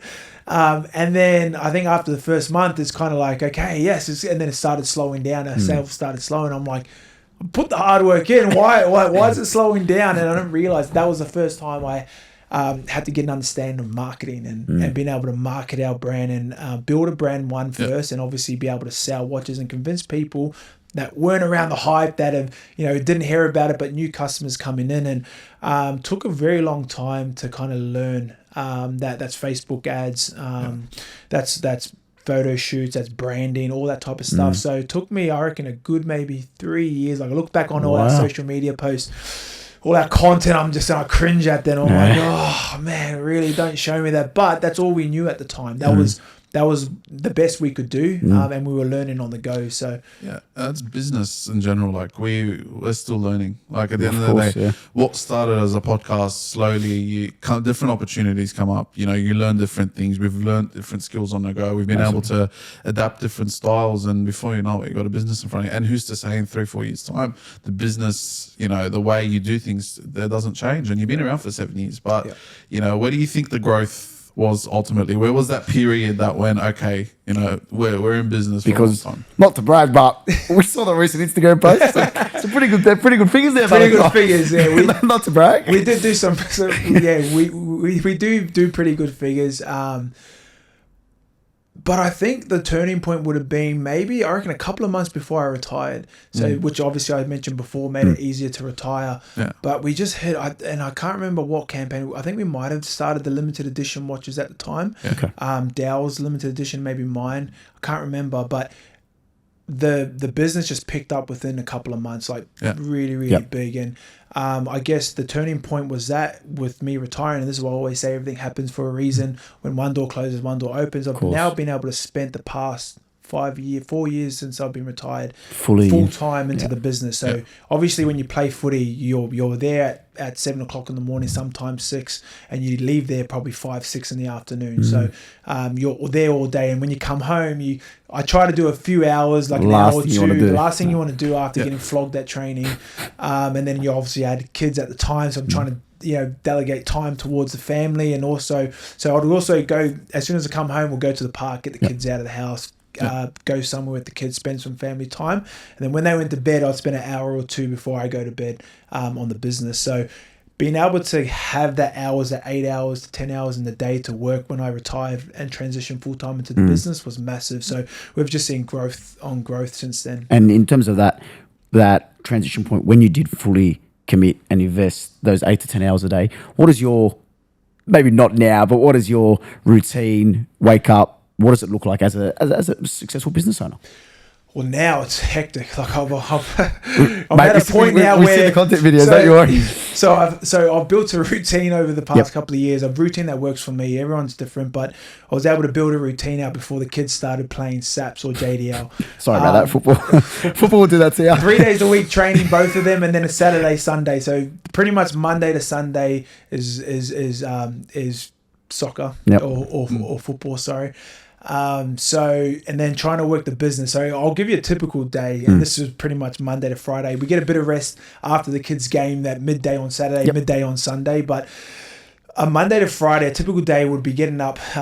Depending if I work out early in the morning, I'll get up at 4 or 5 to go get a workout done before I come back, and then get the kids ready for school with my wife, and then do school drop off at about 8:30, and then I'll get a coffee, go to my work, punch out about anywhere between 8 to 10 hours if I can get it in. Sometimes 6. It's not always that case, but depending on what the kids have on, what we have on with the business. But then it's soccer training in the afternoon, so it's going straight from there to go sit for 2 hours while they train, which is, I enjoy watching them train. So it's not really it's not a chore. Yeah, I enjoy it. But then we come home, dinner, shower them up, and they're in bed by 8:30. And then obviously me and the wife will spend an hour or two together catching up because we haven't seen each other during the day, or watching a movie or putting a show on to just zone out and then start the day again the next day. So and it's always changing, always busy. As a business, you guys know, you got to, sometimes it's not that 9 to 5. You got to navigate. You got to navigate. So if the kids have their soccer tournament for school on a full day, it means that I'm staying up till 1 o'clock in the morning to get that eight hours or so working. Like even the other day, we experienced that, literally going from one place to another. Absolutely no time in between. If some blokes had a car crash on the way, like you're screwed, and then you finish there, you go to another place. It's not normal. But last one on this point, what's it like being in a business with your brother? Because sometimes they say you don't mix family and business. Well, see, here's the thing. Dow's more a silent partner. as you'd say. So he's obviously concentrating on footy. Of course. When he's scoring tries, the sales come in. You could call him the head of marketing. You just score tries and play. Has there celebrations or Not yet, but that could. But we need That's to what do I was that. going to say. Try celebration idea. We need to do something. When he scores, just have someone on the or get someone in the front of the crowd. Just go Chuck up him one of to the him, watchers. open one of the boxes and go straight to the camera and be like, yeah. Yeah, love that. That is a great idea. I didn't even think that's. You might see it soon. We'll send you the invoice, Malakai. Don't worry about that. We'll send you the invoice. Don't worry about that. Clip this. And when that happens, But yeah, so he plays like he's concentrating on footy. Like as I mentioned before, you come home after getting flogged at training. You know he can just concentrate on footy. Yep. After he'll obviously transition whether he chooses to live in New Zealand or come back here. Yep. But we're always in contact. I pretty much talk to Dow on a regular basis, and we're always talking, catching up, Of course. with family, talking about the business and stuff like that. So he's more of a silent role, and me and my wife pretty much run the day to day of the business. So yeah, 100%. You've had some names, obviously Speed. Been able to give a watch to Speed. Massive. He went down to New Zealand. we've got someone else lined up that's just as big as Speed coming soon. Oh. That's a little bit of a I'm sneak not peek. going to ask. We who won't that name is. drop now. Another live streamer, YouTuber. So Beautiful. stay tuned for that. Is it? I won't say anything. Not gonna- I won't say nothing. Nothing. But you'll find out. We'll too. find out. He also had Douglas Costa as well. Yes. When we Massive. went down to Sydney. The name's getting out there, and obviously the following as well between your personal and the business page. Got like 24,000 followers on Instagram Amazing. alone. So the reach is out there. And the last topic before we close off is giving back and building a legacy. You guys are so big on giving back, and obviously using your platform, you've supported the youth, obviously both from the Māori and the Pacifica community as well. How important is it to you to give back, not to just that community, but to in general, the ones who supported you, the ones that have kind of raised you in that sense? And what do you hope, if there's any inspirational words you could give them, what do you hope they could get? It's huge. Like as Dow and I, we come from humble beginnings, and we grew up in Mount Druitt. Pretty much grew up in New Zealand, moved here, grew up in Mount Druitt, or like pretty much most of our childhood. So we come from humble beginnings, and so when we see kids kind of in similar situations, we always want to give back and give that little bit of a help or that little bit of a leg up, so to say. But we do give a lot. We don't like to put on our social media and stuff like that, because I feel, or this is just me personally, and what we like to do with us is that we'll just give for giving, and we don't want to Big song and dance about it. You don't need that. Yeah. No, not that I think anything's wrong with it. It's just what we would like to do. So we do give a lot back to our community in the grassroots of footy. Yep. We have a big sponsorship partnership with St Mary's, one of the biggest footy clubs, probably other than an NRL club would be one of the biggest. It's produced half of the Panthers squad. Yeah, so, exactly. Like a lot of NRL players have come out of St Mary's. So we've got a really good partnership where we sponsor back and forth with them, and we kind of give back a little bit there. But the community is big for us. Like as we said, we grew up in this community. Like we grew up around our mates, in Mount Druitt, and we still catch up with, most of our friends. And so wherever we can give back is huge. And one piece of advice, I guess, for that younger generation coming through is that you can achieve anything if you put your mind to it. And there's no limits. The only limits are the ones that you put on yourself. Very true. So if you can dream big and you can believe in yourself, you can be that little bit delusional in the way of thinking, not too delusional, but just that right spot of delusion. You can achieve anything, whether that's being an athlete or anything in this world. 100% so right. And last one from me before Abz has got a little fun topic for you, Malakai. Make it a bit difficult maybe, but obviously with the legacy with yourself, both in football with Dill and yourself, and obviously the successful watch brand, what do you want that Wantene-Zelezniak name to hold? Obviously after Steve had such a massive influence on the family. I'm glad you asked that, because I haven't been asked that question before in a UBF, we do it first. And I'm glad you did, because our brand or our whole identity is centered around our legacy, and it started with our great-grandfather Steve, and it started with my grandpa over in Poland in the concentration camps during World War II. So both the Zelezniak part, which is Polish, and Wantene with the W is our Māori side. And so we've got such rich heritage and legacy within our family, and we draw upon that. Like as we spoke, Abz, about the inspiration and having, do we draw on it? 100% we did as kids.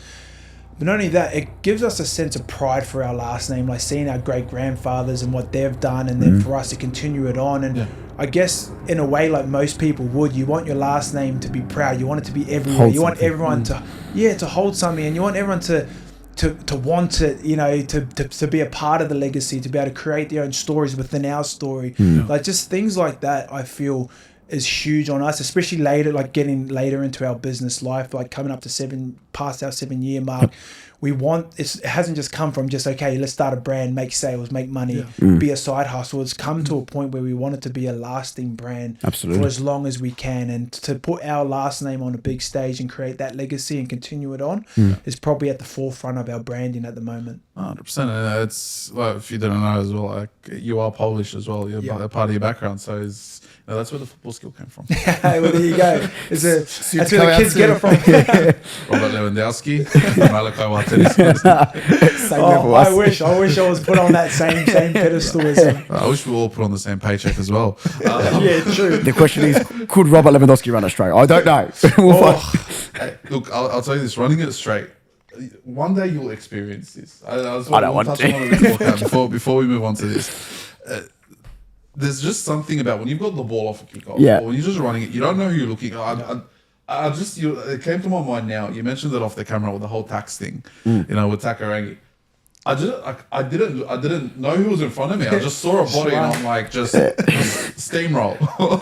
But like just back on that, it's not that it's a heavy legacy to continue, but obviously what Steve done was massive, and you know the legacy that yourself and Dallin leave behind is truly inspirational. Your story itself, it's truly inspirational, because a lot of people will be in your situation that would have given up back in 2012.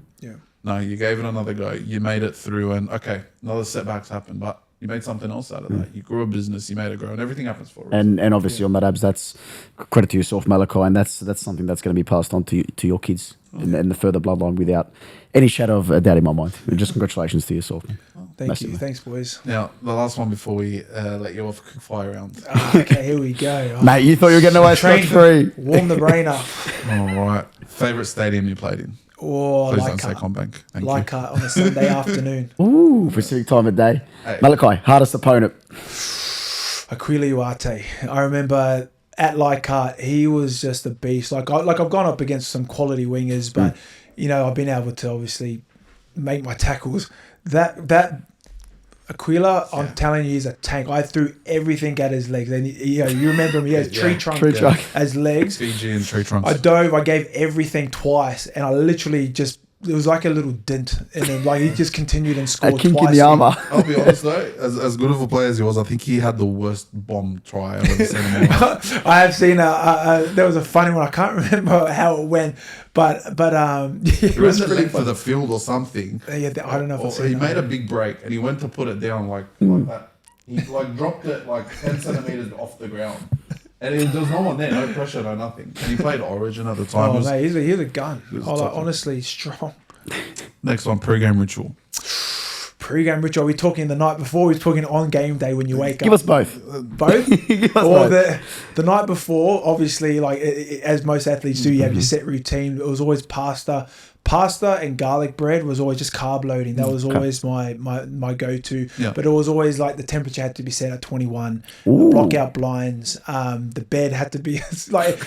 Trust me, it was very like, and it's very common. I'm not the only player that does this. Most players have a set routine. Then obviously I was had trying to get like a 14-hour sleep, like as much sleep as you can. 14 hours. Yeah, even more if I could. Yeah, like I'd go. You're a big sleeper. You love it. Yeah. Well, sleep is probably your best. Well, they've done studies on it, and it's probably your best performance enhancing thing to do as an athlete is sleep. Sleep is by far the best. Then I'd wake up after a 14 to 18 hour sleep, get up, I would wake up and have breakfast. That would usually consist of pretty much anything. I didn't really have a routine around that. But then I'd go for obviously team walk. If it wasn't team walk, I'd go stretch my legs outside at home if it's a home game. And then I'd go back for a 2-hour nap. So I'll go back home, stretch first, do a stretch first, and then I'll go back and have a 2-hour nap, block out blinds, temperature set, everything. And then when I wake up, obviously I have a light lunch. So on game day, as you guys know, your nerves are through the roof. It's hard to eat. So I'll have something very, very light. And then I set my routine. Any specific meal? anything. Yeah. So on game day, it was always like I didn't mind changing it up. It was just the night before had to be pasta, pizza sometimes, like pasta, pizza, or garlic bread. It was just something just so carby. Are we talking like Italian pizza and pasta, or are we talking like pizza from like a Turkish place? It makes a big difference. We're talking Italian, so I would always go to Product of Italy and get my pasta. Pineapple on pizza, Malakai fan or no? What's that? Pineapple on pizza fan. I don't mind it. It's not my go-to, but I'll eat it if it's there. It's a Turkish pizza, mate. It's like full of meat, full of veg. Oh, that's a salami You clearly. have 2 slices and you're done. Sorry, so say there. You and then had my the light meal. routine. And then obviously the same undies, not wearing the same undies, but the same pair of undies that I wear clean. And then obviously the same bike shorts that I'd wear. Everything would all be set strap in. So in other words, everything's strapped a certain way. So I'm very methodic in everything that I do on game day. Left sock first, right? Always stuff Left like sock that. first? Yeah, Okay. left sock, right sock. Apologies to the Wantene-Zelezniak family. This might cause a bit of problems. Dylan's most annoying habit. Oh, there's a lot. If you could pick one. There's a lot. His most annoying habit. Remember, he still has a plane. Probably being so. What was that? Remember, he's still got a plane crew. We don't want to listen. Don't out. So probably one of the most annoying is probably how competitive he is at say video games or board games. Okay. Because we like to play video games. We play a bit of Age of Empires, a bit of strategy games. So things you got to use your mind for, and we feel it's a bit of fun, but a bit of strategy in there as well. It's the younger brother in him. It is. I tell you, that's what it is. I think feels like he needs to prove something, but he's already proved it. Like he's already got it. Like, bro, just like relax. Man. Like my brother's not like that all the time. Like, who are you competing with? Like, I'm not in competition with you. But like every now and then it's there. But it's always that light-hearted banter back and forth. But that's probably one. Probably one of the most. One word to describe your playing style, or if it makes it easier, one player to compare yourself to the style. I would say I was probably an all-rounder. I was probably what's that saying? A jack of all trades, master of none. And I focus heavily on that, and I probably don't know whether that was a good thing or a bad thing. But I always had in my mind I needed to be the fittest, fastest, strongest. So when I made that choices, and for the majority of it, I was that. But I think that was to my own detriment. I think I focused heavily on stats. Focused heavily on not on my personal, but in the game of footy, you got to hit a certain target as an outside back, certain amount of runs, certain amount of meters. Like that's a no stand. Like that's just the standard. Yeah. So I think for me, I focused heavily on trying to be strong. So in the gym, I was hitting all the PBs. I think some of my records are still up in the Panthers gym at the moment. But at every club I was at, I aimed to be the strongest there, and most of the times I did get that, the fittest there. Tigers, yes. Panthers, no, because Dylan Edwards is probably he's a freak. He's just a freak of a fitness freak. I think the jack of all trades comment where sometimes it's a detriment. I think there's a player recently that I think fit that bill perfectly, but never actually got the spot or the credit he deserved. Tyrone Peachey. Oh yeah, 100%. Tyrone Peachey could play anywhere. Yeah, centre, wing, 5'8", lock, you name it. Yeah. 1 to 17 he could cover. But they were never good enough to get the credit he deserved. Because you don't want to be seen as a utility. The worst thing in sport nowadays is to be seen as a utility. So a lot of people are like, no, I can only play this position. But even then, it's a double-edged sword. Yeah. If you're not as good as the next person, what happens there? But and the last one, dream non-sporting job outside of owning a watch company. Oh, non-sporting job. Well, I was speaking about it earlier to you boys. Like, I always wanted to join the army when I was younger. Like, I don't know whether it's because of the footy thing. I just needed to have action, that adrenaline junkie, that chasing that adrenaline, stuff like that. Yeah. But I don't know. I just always enjoyed training. Like, training either that or a police officer or like in the emergency squads and stuff like that. Just some stuff where you see a bit of action. And I say that now naively to knowing what goes on in those roles. But yeah, I just, obviously I'm at a computer screen now and I work hours at a computer screen. But I do enjoy being out and about, something different every day. Mingling with people. Yeah, exactly. Last one from me, Malakai. If a person was to pick up a rugby ball and a football today, no expertise before, is it easier for that person to adapt and get a high level at football or rugby league? are we talking No like? experience. Are we talking like if the leagues are on the same level? Because obviously you're EPL. Yeah, they're on the same level. Same level. But to learn the craft. To learn the craft. Oh, this is a hard Considering one, you got a bit of football knowledge. I do have and you've been at the elite. I have a basic knowledge of football. Obviously, the basic knowledge is my kids and kicking the ball to the type of The video's coming out soon. and juggling. And the video is coming out soon with a bit of skill I had. He does score a couple. I'll let you know. I'm a great goalkeeper. Abz is a great Careful. but It's a tough one, I know. It's a tough one because they are similar in a way, but they're also such an opposite. Like, There's only one correct. for different reasons, you know what? I actually can't split it because soccer, for a reason, I feel like technical wise, like ball on foot, Ball mastery. I don't think you can do that. Like, I don't know, like you've got to juggle. How many juggles since a kid? Like, you've got to get a lot of hours and hours and hours of ball. Just repetition. I can pick a footy up.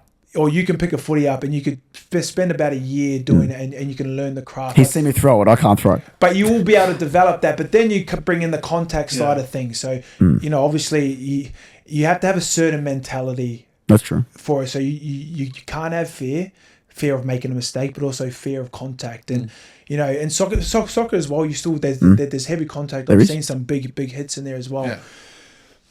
But I feel that they're two different mindsets as athletes, and that's why I'm finding it hard to split or make a decision. I've got them both on even for different reasons. Okay. So you can Political. you can sit on the fence. I'll jump right off it. I think the answer is rugby league.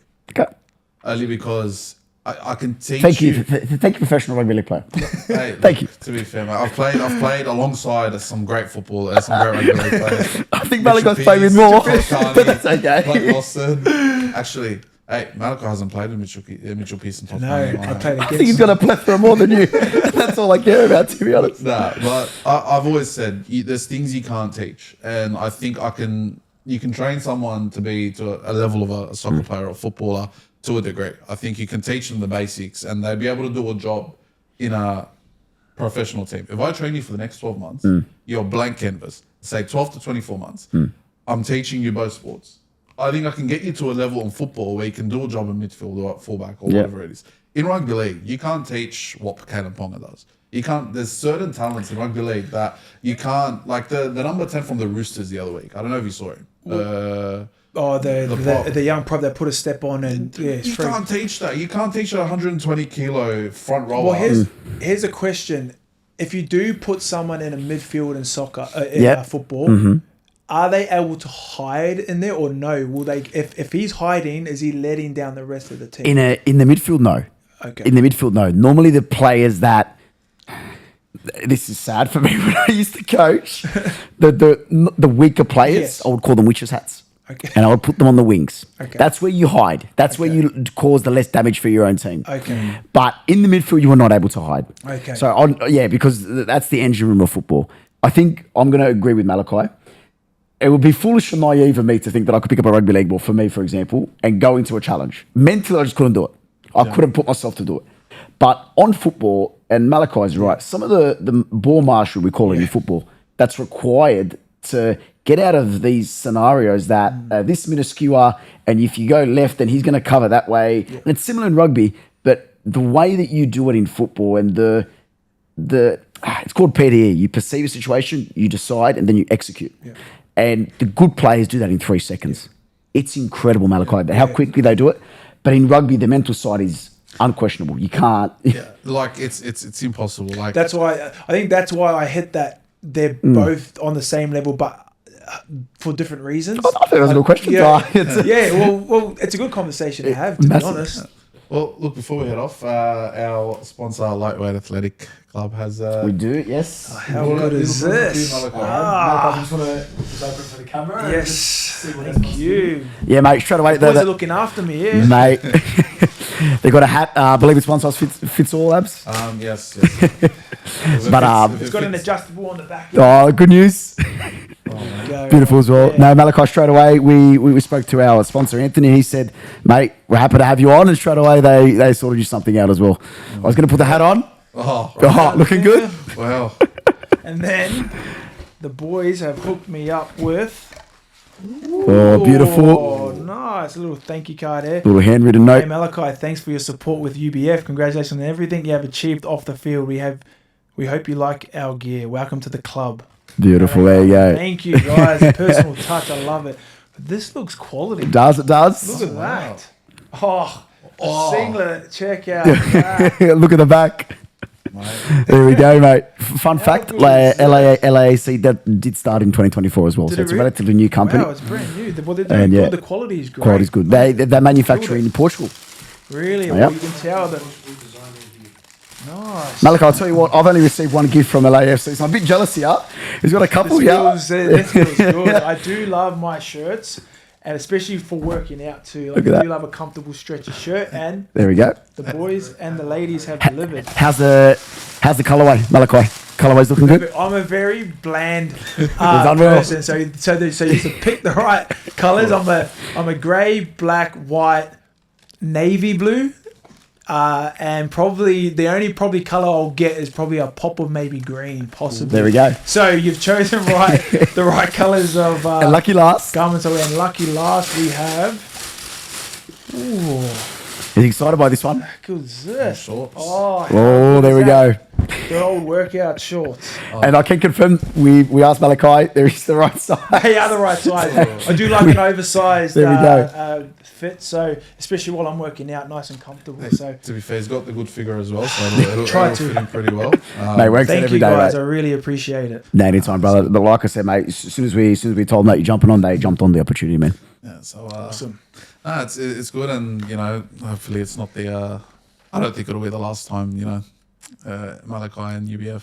No, absolutely. No. Like even when we first met you, Malakai, obviously I was having that early discussion with you, I believe, at the SC Hellas Yep. match, and I had to leave early. I had some business that I had to attend to, but ever since I met you, man, you're absolutely wonderful character and really good human being for myself personally, and I really resonate with people like that, and I can tell this is going to be just a really good friendship between the both of us. UBF aside, Wantene-Zelezniak watches aside, it's a really good friendship, and Malakai, from the bottom of our hearts, just a massive thank you for today, man, for taking the time away from your family and your kids as well and your wife. Just a massive thank you. No, just like you boys said, right back at both of you. Thank you, brother. I've like it's rare to find people, in the content creation world where people are so open to working with each other and helping each other out in certain ways. So a massive thank you to you guys for having me on there and for creating the awesome series we got coming up. Yeah. Good plug. Good plug. I just wanted to mention that there. Stay tuned. Stay tuned. But I've always, I told you from the start, I grew up watching Mal on TV and Dal as well, and I watched some highlights. Can I say, Mal? I reckon, mate. Jack of You all were trades. absolutely. fullback between. If you watch his New South Wales Cup highlights, you would have seen him play every- fullback in there sometimes. Centre, wing, Mate, bit of everything. The good old, Smith the Compton Slater play. I saw it, and he's just busting right through the line.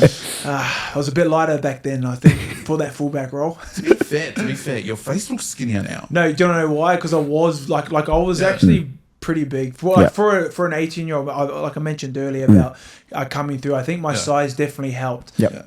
They had the trust that I'll be able to go up against bigger boys. So I think the mop Definitely. suits you. I can't lie, it suits you. it definitely. I saw some photos with the shaved head, and I'm like, No, so people think I get a perm, right? So people think this is You're like the a fake Perminator. hair. So I actually did the opposite when I was playing. So I cut my hair shorter with the comb over, Yep. and I put chemically hair straighten in it to make it go straight to go across. A chemically hair. Yeah, No so I way. did the opposite of what my natural hair is. This is my natural. My hair would actually go curlier if it was shorter. Okay. The weight pulls it down, so it's Wow. still curly, but it goes curlier. and the coloured eyes as well. Colour eyes is probably the Polish side or the Irish side of me. Dal doesn't have coloured eyes. Nah, Dow doesn't. So the three eldest, so me, my brother that's a year younger than me, and my sister that's a year younger than him, we all have green eyes, and the rest of the kids have brown eyes. So the three youngest have brown eyes, and they always say to this day, why? The term my dad uses is the ink ran out. It's the same with us. Me and my two brothers all have coloured eyes. My sister, and she's whiter than us too. So Oh, God. the ink must have really been running out at the end. But all in all, man, It's been a longer episode, but it's been a conversation now. It's probably been one of my favorite ones. Likewise, though, without a shadow of a doubt. And Malakai, I'll have you know, I know you sent your little highlight reel from your father. I believe he made one. Yes, my father-in-law. All I'm going to say is enjoy the start of the episode. All we're going to say is enjoy it because we've got something planned there. We're going to It's going to be good. I can't wait now. I'm itching to see it. What we'll do is we'll Don't tell him. DJI Tom's face onto one of the big hits. Oh, that's not needed. spoiler alert. I'll get the one out of the New South Wales Cup where he just ran right through the middle of the guy. I'll just have Tom's face on there. Surely might actually do it now. There we go. My mother will be in touch. That's all I'm saying. But Malakai, man, from us personally and from UBF, brother, just a massive thank you. And today on this about 2.5 hour episode, we have been united by football. I've been Tom. I've been Abz. And joined by Malakai. Wantene-Zelezniak. Thank you guys. Ciao. Peace out. Ciao. Beautiful.